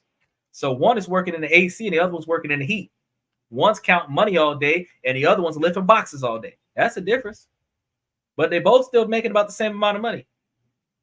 So you know when you start talking about trying to move up in the company, you got to make good decisions outside of work so that you can qualify to get promoted at work. And then you got to have good work ethic. So if you have good work ethic, but you've got bad credit, you're not getting promoted. No matter how long you've been on the company. If you have good work ethic and you're in bankruptcy, you didn't file foreclosure, all this stuff, they're not going to hire you. If you have good work ethic, but you out on probation for theft or some stupid stuff because you was out there with a friend and did something dumb, you're not getting promoted. Your first person accountability, the shit that you did in the past, can negatively impact your future success. So from the age of 12, you can't be going to juvie because you jumped somebody in middle school, because that shit will negatively impact your ability to get promoted at 25. So life choices are not taught to kids, and consequences of their actions are not taught to kids and teenagers. And the good decision-making skills is not taught in college or anywhere in the college education. The critical thinking on how to solve a problem, but critical thinking on how to make a good decision in life is two different things. And they need more critical thinking on how to make good decisions in life. Because when you get out of college, if you made mistakes in college, if you made mistakes in high school, and now you're trying to go and get that job with Morgan & Morgan or Call Pepper and Curlit, and then they look at your background, they might hire you to be a janitor, but they ain't gonna hire your ass to be no attorney because your background sucked. You're good at what you did, past the top of your class. They even got grants and scholarships that'll pay for your education as a convicted felon. But as a convicted felon, you're not gonna get that prestigious job. So you go to college, you get all this knowledge, and you can't even be a teacher because you can't have this negative shit in your background. So millennials, Gen Zs, I tell y'all all the time, y'all got to make it make sense. Y'all got to make better choices. Y'all got to change your priorities, and y'all got to reassess your non-negotiable expectations for behavior in yourself and the people around you. Because if you're with somebody who steals and you get a charge for being with them, that shit will follow you for the rest of your life. It takes like 3 to 5 years after the accusation in order for you to get it expunged if you wasn't convicted of it. But if you was convicted of it, you can only remove or suppress one felony charge. All the misdemeanors is at your disposal. Like, you just can't get rid of those. But every charge that you did not get convicted of, so if they arrested you on principle and put you in jail and it's just sitting on your criminal record, you have to go through this 2-year process to get all of the charges that you were charged for that you did not get convicted for, whether it was either not guilty or a null pros where they just dropped the case. You got to go through the trouble. You got to pay money and go through the trouble to get that stuff removed off of your record before you can go and try to get yourself a good job. So y'all, Gen Zs and the millennials, if y'all are trying to get better lives, live better, y'all got to do better. Y'all got to make better decisions. Y'all got to make better choices, and y'all got to grind harder than y'all ever had to grind before, because this country is about to change in a direction that nobody is ready for. There's only 1% of people that's ready for what's about to happen to us. And I'm telling you this will be the 5th or 6th time that I'm telling you it's going to happen. I'm not telling you what to do about voting. I'm just going to tell you what's going to happen. Like, this shit is going to happen. And we ain't got no choice about this shit. You look at the polls right now, and the polls are going to be like, yep, Xander called it. Like, it's going to happen. And when it does, we got 25 years of I can't believe this is really happening to us. And then after that, 15 years in, when 99% of us is being so royally fucked over that it makes absolutely no sense, when we start protesting in the street and burning our W-2s because we want better, that's when we're going to start trying to fight for more change. But it's going to be too late, because you're going to have 25-year-long executive orders that cannot be changed for 25 years. So I'm going to be in my 60s by the time what's about to happen in 2025 is able to be undone. So y'all got a hard way to go, and y'all got to start preparing for your own individual success. Because if you live your life focused on working for the big business, that's the only person benefiting come January 2025, then you will be a workhorse for the rest of your life. You will be grinding where you will get paid by the hour for your presence. And the amount of work that you do will determine if you still got a job next week until they replace you with a machine that does it as good as you, if not better, for a longer period of time with no breaks, no complaining, and no time and a half. That's all I got for you guys. So make it make sense, ladies and gentlemen. Make it make sense. Yeah.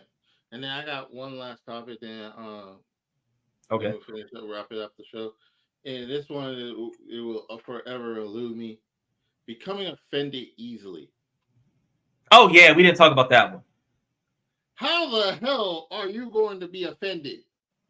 Well, I could answer one because you got pro-choice of self-identification, and you're egotistical as to self-ascribe to an unrealistic expectation, and then you believe that everybody else is supposed to follow suit with what you, bro. You can't nickname yourself and think that's just gonna stick. People are supposed to identify yourself as a teapot. We can do that. Apparently, they're identifying themselves as everything other than what they really are. So then you got to respect that. You got to respect that. So they're going to get offended by it. Then if you say something against it, then they're going to try to cancel you. But the fact is that they sensitive because nobody's ever told them that they fuck up. Nobody's ever told them that they're making a bad choice. Nobody's ever showed them the consequences of the decision-making process that they have. And that's the reason why when you start, there's no such thing as constructive criticism anymore. If I tell you that you're fucking up, you're getting assaulted by it because nobody's supposed to tell you when you're making a mistake. But when I was growing up, I didn't get compliments. The only thing that they ever told me was that I could have done it better. Even if I was the best in my class, I still could have done it better. Even if I had the best time, I could have done it faster. Even if I made them the most money, I could have gotten an increase in profits. There was never a situation where somebody told me that I did a good job. I had a man from Africa, and I'm sorry for cutting you off, but I got to talk about this. I was working at a Taco Bell. I had a man from Africa. He came and showed me how to take over this company. And I was a teenager. I was taking over the company. I got promoted so many times in 6 months because this guy took me under his wing and he showed me, do this, do that, do the other. And no matter what I did, the better I did it, the more he complained about it. And I had to stop him. And I said, what is wrong with my work ethic? He said, nothing. I said, so why do you always complain about what I do? He said, because Americans are weak. That's exactly what he said. He said, Americans are weak. Y'all are soft. Y'all are taught that you have to get all of this pampering, all of these compliments to boost your ego. You are not going to be able to run down a lion and kill it and eat it if I'm telling you that you run fast when you're not even the fastest runner in the group. I cannot tell you that you are great at what you do when you could have been better. I see potential in you and you haven't reached that potential, which means you're not good enough. So I'm never going to tell you that you're good enough when you could be better. I am never going to tell you that you did a good job because that validates the fact that you did the bare minimum. He told me specifically that if I know that you could have done it better, that you could have done it faster, that you could have been more efficient by it, then I'm not going to tell you how good it looks because it could have looked better. You just didn't do it. Now, why should I praise you for not doing the best that you could do? Why am I going to praise you for not achieving your best, giving it your all? Why would I compliment you for half-assing? Why would I compliment you for just doing enough? You shouldn't get a participation prize for showing up. You should only get a prize for overachieving. You should never get a compliment for doing your part. I'm not supposed to tell you good job because you did what you were supposed to do. I'm supposed to tell you good job because you did stuff that nobody knew needed to be done and nobody told you that you had to do that. But if you're not doing what you're supposed to do, if you're not doing what you know needs to be done, if you see a problem and you don't fix it, you see something that needs intervention and you don't get in there and get involved, I'm not going to praise you because you were present when the shit hit the fan. I'm not going to praise you when you show up to do what you were assigned to do. I'm only going to praise you when you excel beyond my expectations, when you achieve something that I didn't think that you could do. I'm only going to tell you good job when you overachieve in comparison to the potential that I thought I saw in you. Then I'm going to come and compliment you. But this right here, this ain't shit. Because we used to do this in 120-degree weather, barefoot, no AC, no water. And we didn't get compliments. We didn't get compliments. Wes is back. It's good to see you again, Wes, but we can't put you up. You got to be over the age of 18. So we didn't get those compliments. And since we didn't get those compliments, I'm not coming to your country and I'm not going to feed you confidence, because that's going to build you up a false sense of ego. And then you're going to have a false sense of entitlement. You're going to believe that you deserve compliments for everything. Then you're going to believe that I should give you raises for all of this stuff. And you don't deserve a raise for doing what you're supposed to do. You don't deserve a raise for doing a bare minimum. You don't deserve a raise for doing enough. Equivalent to that story we had about whether or not you should get paid extra money for being bilingual. No, you should get paid more because you can speak 2 languages. You're supposed to speak both of those languages to do your fucking job. Now, you save somebody's life because you speak a second language, then we could talk about getting extra. But you're not doing enough. And I had to say that little spiel real quick, so I apologize again for cutting you off, but I had to say that little spiel real quick because you Gen Zs, if you're not overachieving, and there's this friend. So everybody came today. Clips came. Who else showed up today? We had Lucas the Poser came. Clips SF came. Gabriel came. Noah Schaefer came. I see all of y'all in there. I see everybody in there. I appreciate you guys for coming.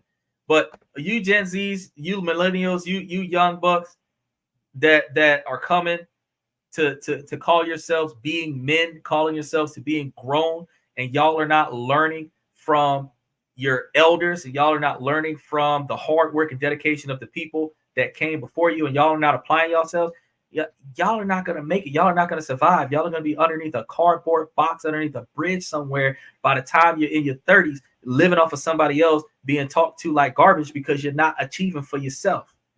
And this is one of the reasons why we tell you guys that it's not okay for us to condone that type of behavior. It's not okay. So with that being said, I'm gonna let Mr. Pibbs finish what he had to say. But that's why I say, no, I am never gonna give. I don't apologize for the stuff I do on purpose, and I'm never gonna compliment for doing what you're supposed to do. And if you could have done better, you're gonna hear about it. No matter how good you think you did, I live that life now. No matter how, when I mentor people, no matter how good you think you did, if you could have done it better, that's what I'm going to talk about. How you could have been better, not how good you think you were, how good you could have been because you're not applying yourself. So, Mr. Pibbs, what do you got to say about that? When I started working on my jobs, there are times where let me first talk about this offended easily thing. Yeah. Get over it. Get the hell over it. For real.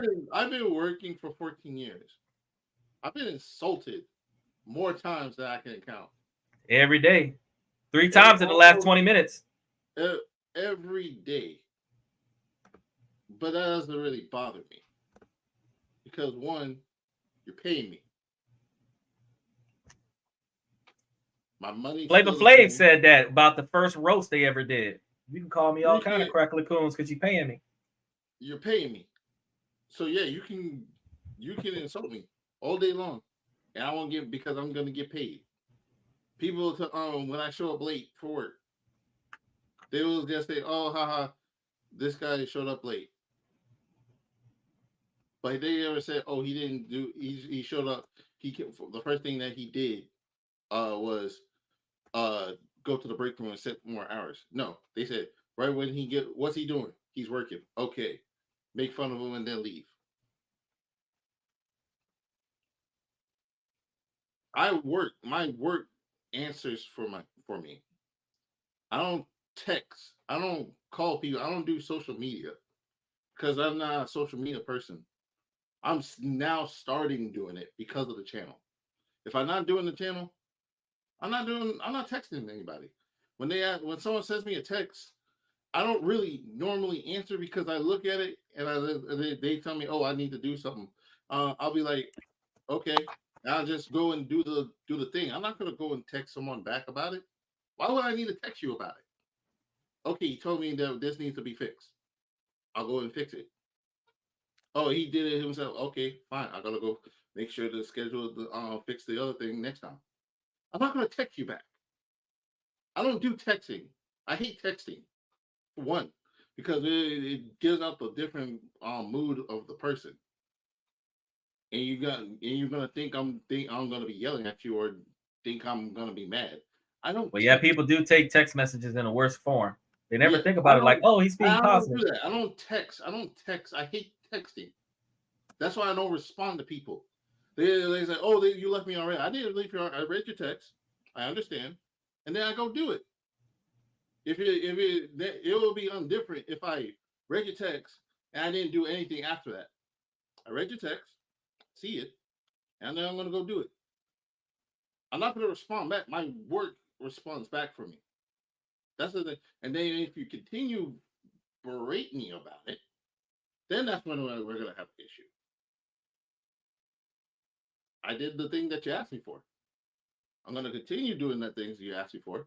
If you guys tell me, "Oh, hey, yo," now I understand that you cannot just yell at someone, "Oh, you're terrible, you're horrible."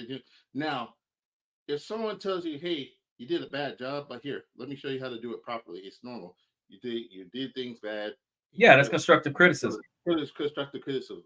But it sounds differently when someone texts it. It's weird. Yeah, And they're there's gonna never say, a nice way for you to text but someone. even then, if your boss texts you, you're gonna have to sit there. You're gonna sit there and listen, Yeah, and you're not then gonna read that. That's it. The first three words where they're talking shit, you're like, yeah, fuck this. you're gonna be like, "Yeah, fuck this." Yeah, from where I'm when I studied is if someone texts you, you got two things to do. You gotta show it in your work, Yeah. or you just respond back and say, "Okay, I will do that." I don't do "Okay, I'll do that" because then I'm just not gonna. Then it's just gonna be my words are gonna answer for me, and words speak less than actions. That's Well, the in way some I look. situations, because So proper if communication is someone key. texted But me, yeah, the reason somebody why I promised don't you to text take is care of it and they because don't. That's true. yeah, the reason I don't text is because I don't like technology, and I just my actions do my work for me. If they say if my friend, so when my friends text me saying, "Oh hey, I need such and such money," I don't respond back with "Okay." I sent them the money, and then I go on my work. I Right? don't have time for texting. I don't have time to sit down and do that stuff. It's boring and stupid. I don't like doing it. If I wanted to, if I'm not clear about something, I don't. I just call. I have poor. I'm not gonna lie. I'm not the greatest person on the planet, and sometimes Yeah. my work method is Who different. is though? Yeah, I don't. I don't. My communication skills are not good. So if I call someone, it's because I don't understand it. I need you to explain it to me. You may have to explain it 100 times, or Yep. I just go and do it. And if I Yep. fail at it, it's not because I didn't properly communicate with you. It's because I overestimated what I could do. I got overwhelmed, and And that's a and that situation happens that to people me. have to learn though. Yeah, Those are but that characteristics happens and to skills that me has to be a learned. lot. And But that's going to that require mentorship though, because if you're one of those people that tries your best and you give it your all, but you overestimate your own personal capabilities, and then you're continuously failing to achieve, you have to be able to go and find guidance as to how can you be more efficient with your time and your actions and your efforts, because your critical thinking skills are not capable of analyzing the situation in the same level of the expectations that the people around you have of you. So when they tell you that you could do better and you're capable of doing more, but you thought that you did yeah, everything I that you could understand do, that.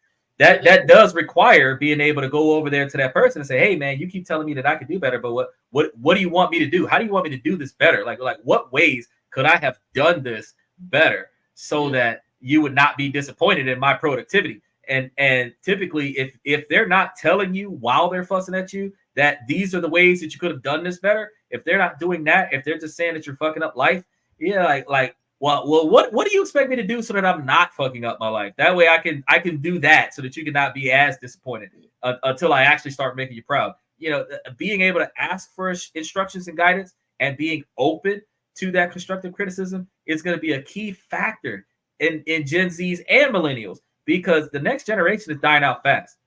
They're 90 years old, but everybody from 65 to 90 are all having a funeral at the same time. So you got to understand that we are going to inherit the United States in the drop of a hat. And if we don't know what the fuck we're doing, y'all better vote for the purge, because we are not gonna be able to get by. I knew you gotta say the purge. You know I was gonna do it. Y'all gotta vote for the purge, because we are not gonna be ready to take care of ourselves and this country. Are like trying to teach someone's person something. If they don't want to teach, if they don't want to learn. Well, you got to find mentors, because mentors don't look for apprentices. Rich people look for apprentices so that they can give their wealth to somebody so that that person can benefit from their success. But wealthy people or successful people don't look for apprentices. So if you know somebody who's moderately successful or has a strong drive to be successful and has a lot of knowledge that can help you become successful, you need to go and pick that person's brain and find out what all you got to do to be successful, and listen, learn, and apply that. Because if you don't go find other people who know more than you to be more successful, you will forever be showing up to get paid for your presence and then doing the work of 5 people and getting paid the work of half of one, because that's what this country is about. Backbreaking labor, where the rich make money off of the manual labor of the poor. And you will forever be poor, forever working and striving, and you'll never come up in the social ladder. And the worst thing in the world is to be 40, 50, 60 years old and you still working a minimum wage job. You're still struggling. They didn't cut off all the governmental benefits, and you can't get nowhere. You got to work 3 jobs so that you tired, just so that you can live, so that you can put a roof over your head. I'm about to get a passport and fly to Japan and the Philippines, bro. That's it. I was just talking to somebody else that's in Hong Kong right now that's telling me about how the market is better over there. I'm like, bro. If you do that, let me know so I can send you a big giant suitcase. You ain't got to send me a suitcase. You ain't got to send me a suitcase, because you got to pay extra money. Remember them hidden fees that Sarah Palin's doing? We got Camilla. She talking the hidden fees, or you have the extra luggage on the plane. I'm not gonna bring extra shit with me. I'm gonna send my money to that country first, and then after I send my money to that country, then I'm gonna go to that country and withdraw my money out of their banks, and then I'm gonna start up businesses and get paid for it, because they got incentives for you to start up businesses and hire people, and then those people will do the work for me, so I can be a small business owner with 2 to 5 employees in a third world country where I don't have to pay taxes as a U.S. citizen up to $120,000 a year on that business after expenses. So if the overhead is $70,000, I can still make $120,000 of profit that I don't have to pay taxes on. That's a $200,000 business that I can have in another country. And it costs $700 a month to live there, $8,000 a year to live there, $120,000 a year, bro. That's 10 years per year worth of income that you're making. You can be living like a king in other countries, and we grinding and scraping in the U.S., bro. If y'all don't get a VPN and fucking fly to another country, a VPN from damn Texas, I don't know what to tell you. Now, if you truly feel offended and you feel like you're not gaining anything, leave. Go ahead and do what you want to say. Oh, I can go find a job. Go find another job. Good luck with that. Go look for someone if you believe that you can gain something else. That's what they've been doing. It's offending you, hurting you, or something. Leave. Nothing's holding you there. They're not putting you in prison. They're not slaves. This is not the 1970s. Right to work state means that you got a right to work, but you got a right to not work. They got a right to fire your ass for everything other than doing your job. You it's like Key and Peele said, you are more than welcome to leave. Yep. Yep. You want more? They're welcome to leave. And if you decide to stay, you better do that damn job, because if you don't leave, they're gonna fire you. So and you're gonna have a hard time finding another job, because every time you leave a job on bad blood, you can't use that job as a reference on your next job. Because if they call your last employer and your last employer talk about how much you don't work well on the job, your next employer won't hire you. You'll end up like Monique, blacklisted out of every job you get, because you're difficult to work with. So let me wrap this up. Yeah. I have to get up to work early in the morning. Oh, I got a contract in a little bit. Yeah. So to end this, I got a 2-hour contract in a little bit. So I'm gonna be signed up.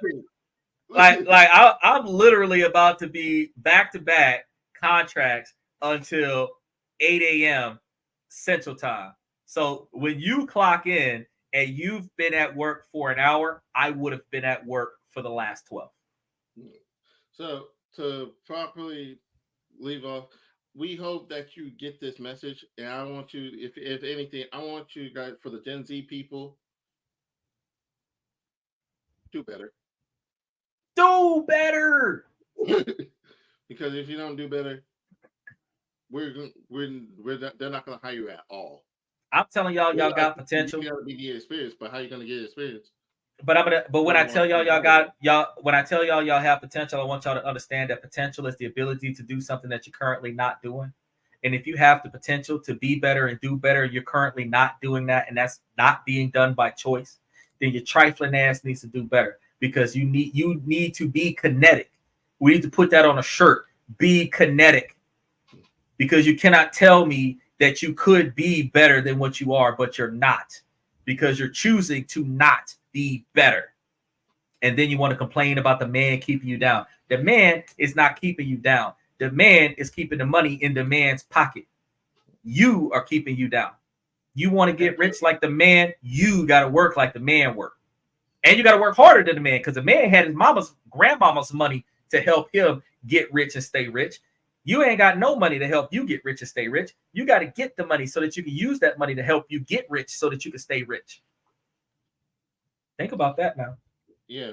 And for the millennials, the people that stuck it out and been working for those jobs for 10 years but not going anywhere, go and invest into something. Go and broaden your spectrum. Actually, first of all, just a short statement: do not invest in the company that you work in. Oh yeah, definitely.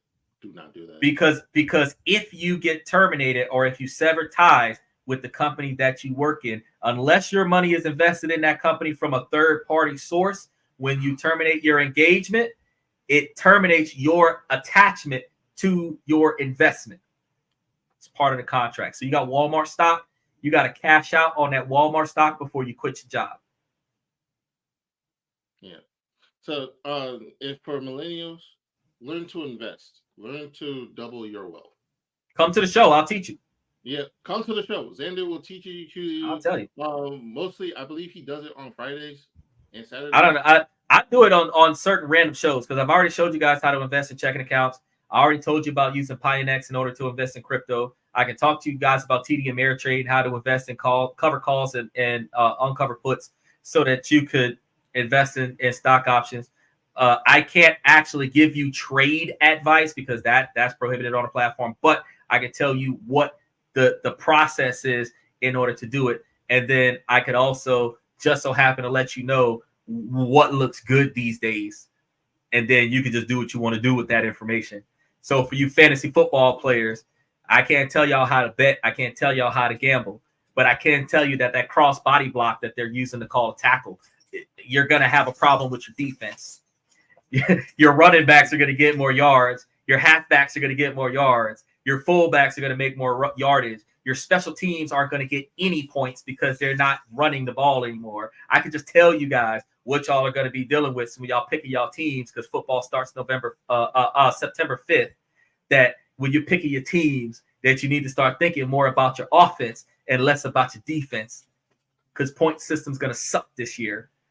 But if you really want to know about how to make money for you, you got to come to the show, join the membership, like and subscribe.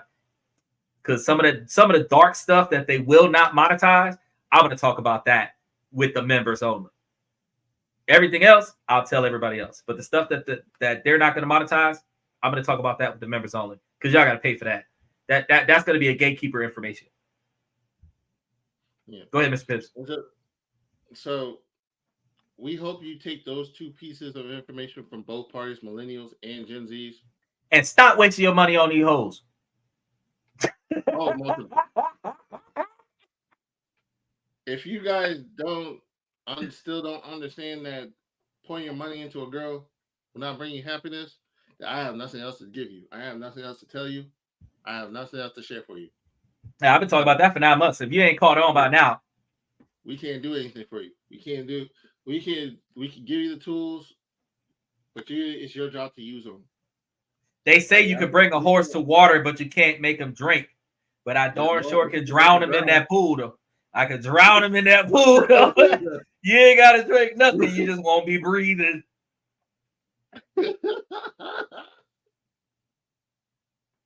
Shoot. So, same beast, different animal. The Godfather style baptismal. Now, yeah, so like I said, for the two parties, go at what's worth that you're worth doing. Try to be better than the other person than yesterday, because life is short. Oh, change your mindset. It ain't about doing what you love; it's doing what pay the bills. Definitely do what pays the bills, because you need a roof. Unless you like being homeless, you can aspire. You can aspire to be a mascot of Disney World and probably get there. But if you aspire to be like a Google software developer, like that's not likely to happen on a regular basis, while it is possible. So if you end up like fixing phones at a Cricket, do what pays the bills. All right. Now this is going to be the last part I'm going to say, and then I'm going to wrap up the show. Yeah, me too. This is a message to the burger flippers. If you're tired of flipping burgers, learn how to flip money. If you're for the people that are been in that job for 16 years, if you're tired of hearing what people tell you, find out a way to make them let them listen to you. Come to you to increase their success. Because achievement comes for those that dream and will know how to work hard to get to that dream. Application after the dream. You got to you got to Martin Luther King your way through life. You got to have that dream and get hit in the head with a brick to see it through. And before he can give that dream out, he worked at it continuously. Oh yeah, because he had to convince 1 million people to march with him. Do you know how many people you had to ask to come with you to make change to get 1 million people to show up? That's a lot of work. Yeah. Don't just think that this man walked outside one day because Popeyes ran out of chicken and everybody just marched on Washington. That ain't what happened. And he didn't want to do it. Even he didn't want to do what he wanted to do because he knows his life is going to cut up short. Yep, and it did cut up short. Yeah, but he did, but he had to. It's not that he didn't want to do it; it's because he had to do it. He had to do it for us because because everyone else sucked, or they would. I can't say it on the yeah. line. Well, they had a lot of people who were just submissive to the expectations of the time. So they just chose not to be conflictual, and they were more conflict avoidant and allowed themselves to be mistreated. I won't blame you for that. I will, because so if you do not like the life that you're living, I will not blame you for trying to make it better. But if you are disappointed with the life that you're living and you are not applying yourself to make it better, don't complain to me about how your life sucks and you're not doing anything to make yourself better. So yeah, anybody who's conflict avoidant, because the conflict is demanding your rights, or your conflict is standing up for what you believe in, and you are too scared to stand up for what you believe in. Yeah, I'm not going to say that that's okay. If you don't have an advocate, find one. That's your effort. Find an advocate. Find somebody who has the same views that you do, that has no problem with speaking out on it in public, and you stand with that person and protest with them. But you have to make sure that you stand on your principles. You have to make sure that you stand on your non-negotiable expectations for behavior, which means that you have to have the courage for yourself to say that I'm not putting up with that bullshit. I'm not going to let you treat me this way. I'm not going to allow you to use me in this fashion. I'm not going to put myself through this type of treatment unnecessarily. And just like Monique, if you got to get blacklisted and ruin your career in order to stand on principle, do it. Beyond any means necessary is what Malcolm X said. And that is what you have to do, is beyond any means necessary. You have to accept the consequences of the decisions that you make and see it through beyond any means necessary. And if you do that, whatever happens with your life is what you chose for it to be, as opposed to conflict avoidant, where you allow your life to be the way everybody else wants it to be, where you are submissive to their expectations, where you're doing what they want. They're happy, you're not. Your happiness cannot be secondary. And I want to add this. Monique may have been blacklisted, but it didn't stop her. Sure, it hurt her in the long run. Well, I use her as an excuse, but her greed really got in her way. Her greed got in her way, because remember you said that there was a bunch of parts that she turned down because they wasn't offering her enough money. So if she would have took those parts, she still could have came back, even after what happened with her and Precious. She still could have came back and probably did 50 shows, 50 movies like Kevin Hart did. But she did a lot of saying no instead of saying yes. But that gives her the, because that's, if she's greedy, then that's her thing. She wants to be greedy. Well, she has the ability to do that because she has the entitlement from all the money she's sitting on. So for those people, you need to be a little greedy to gain what you want. A little bit. Well, your drive for success has to require you to be a little greedy to get what you want, but you cannot turn down opportunities for success out of greed.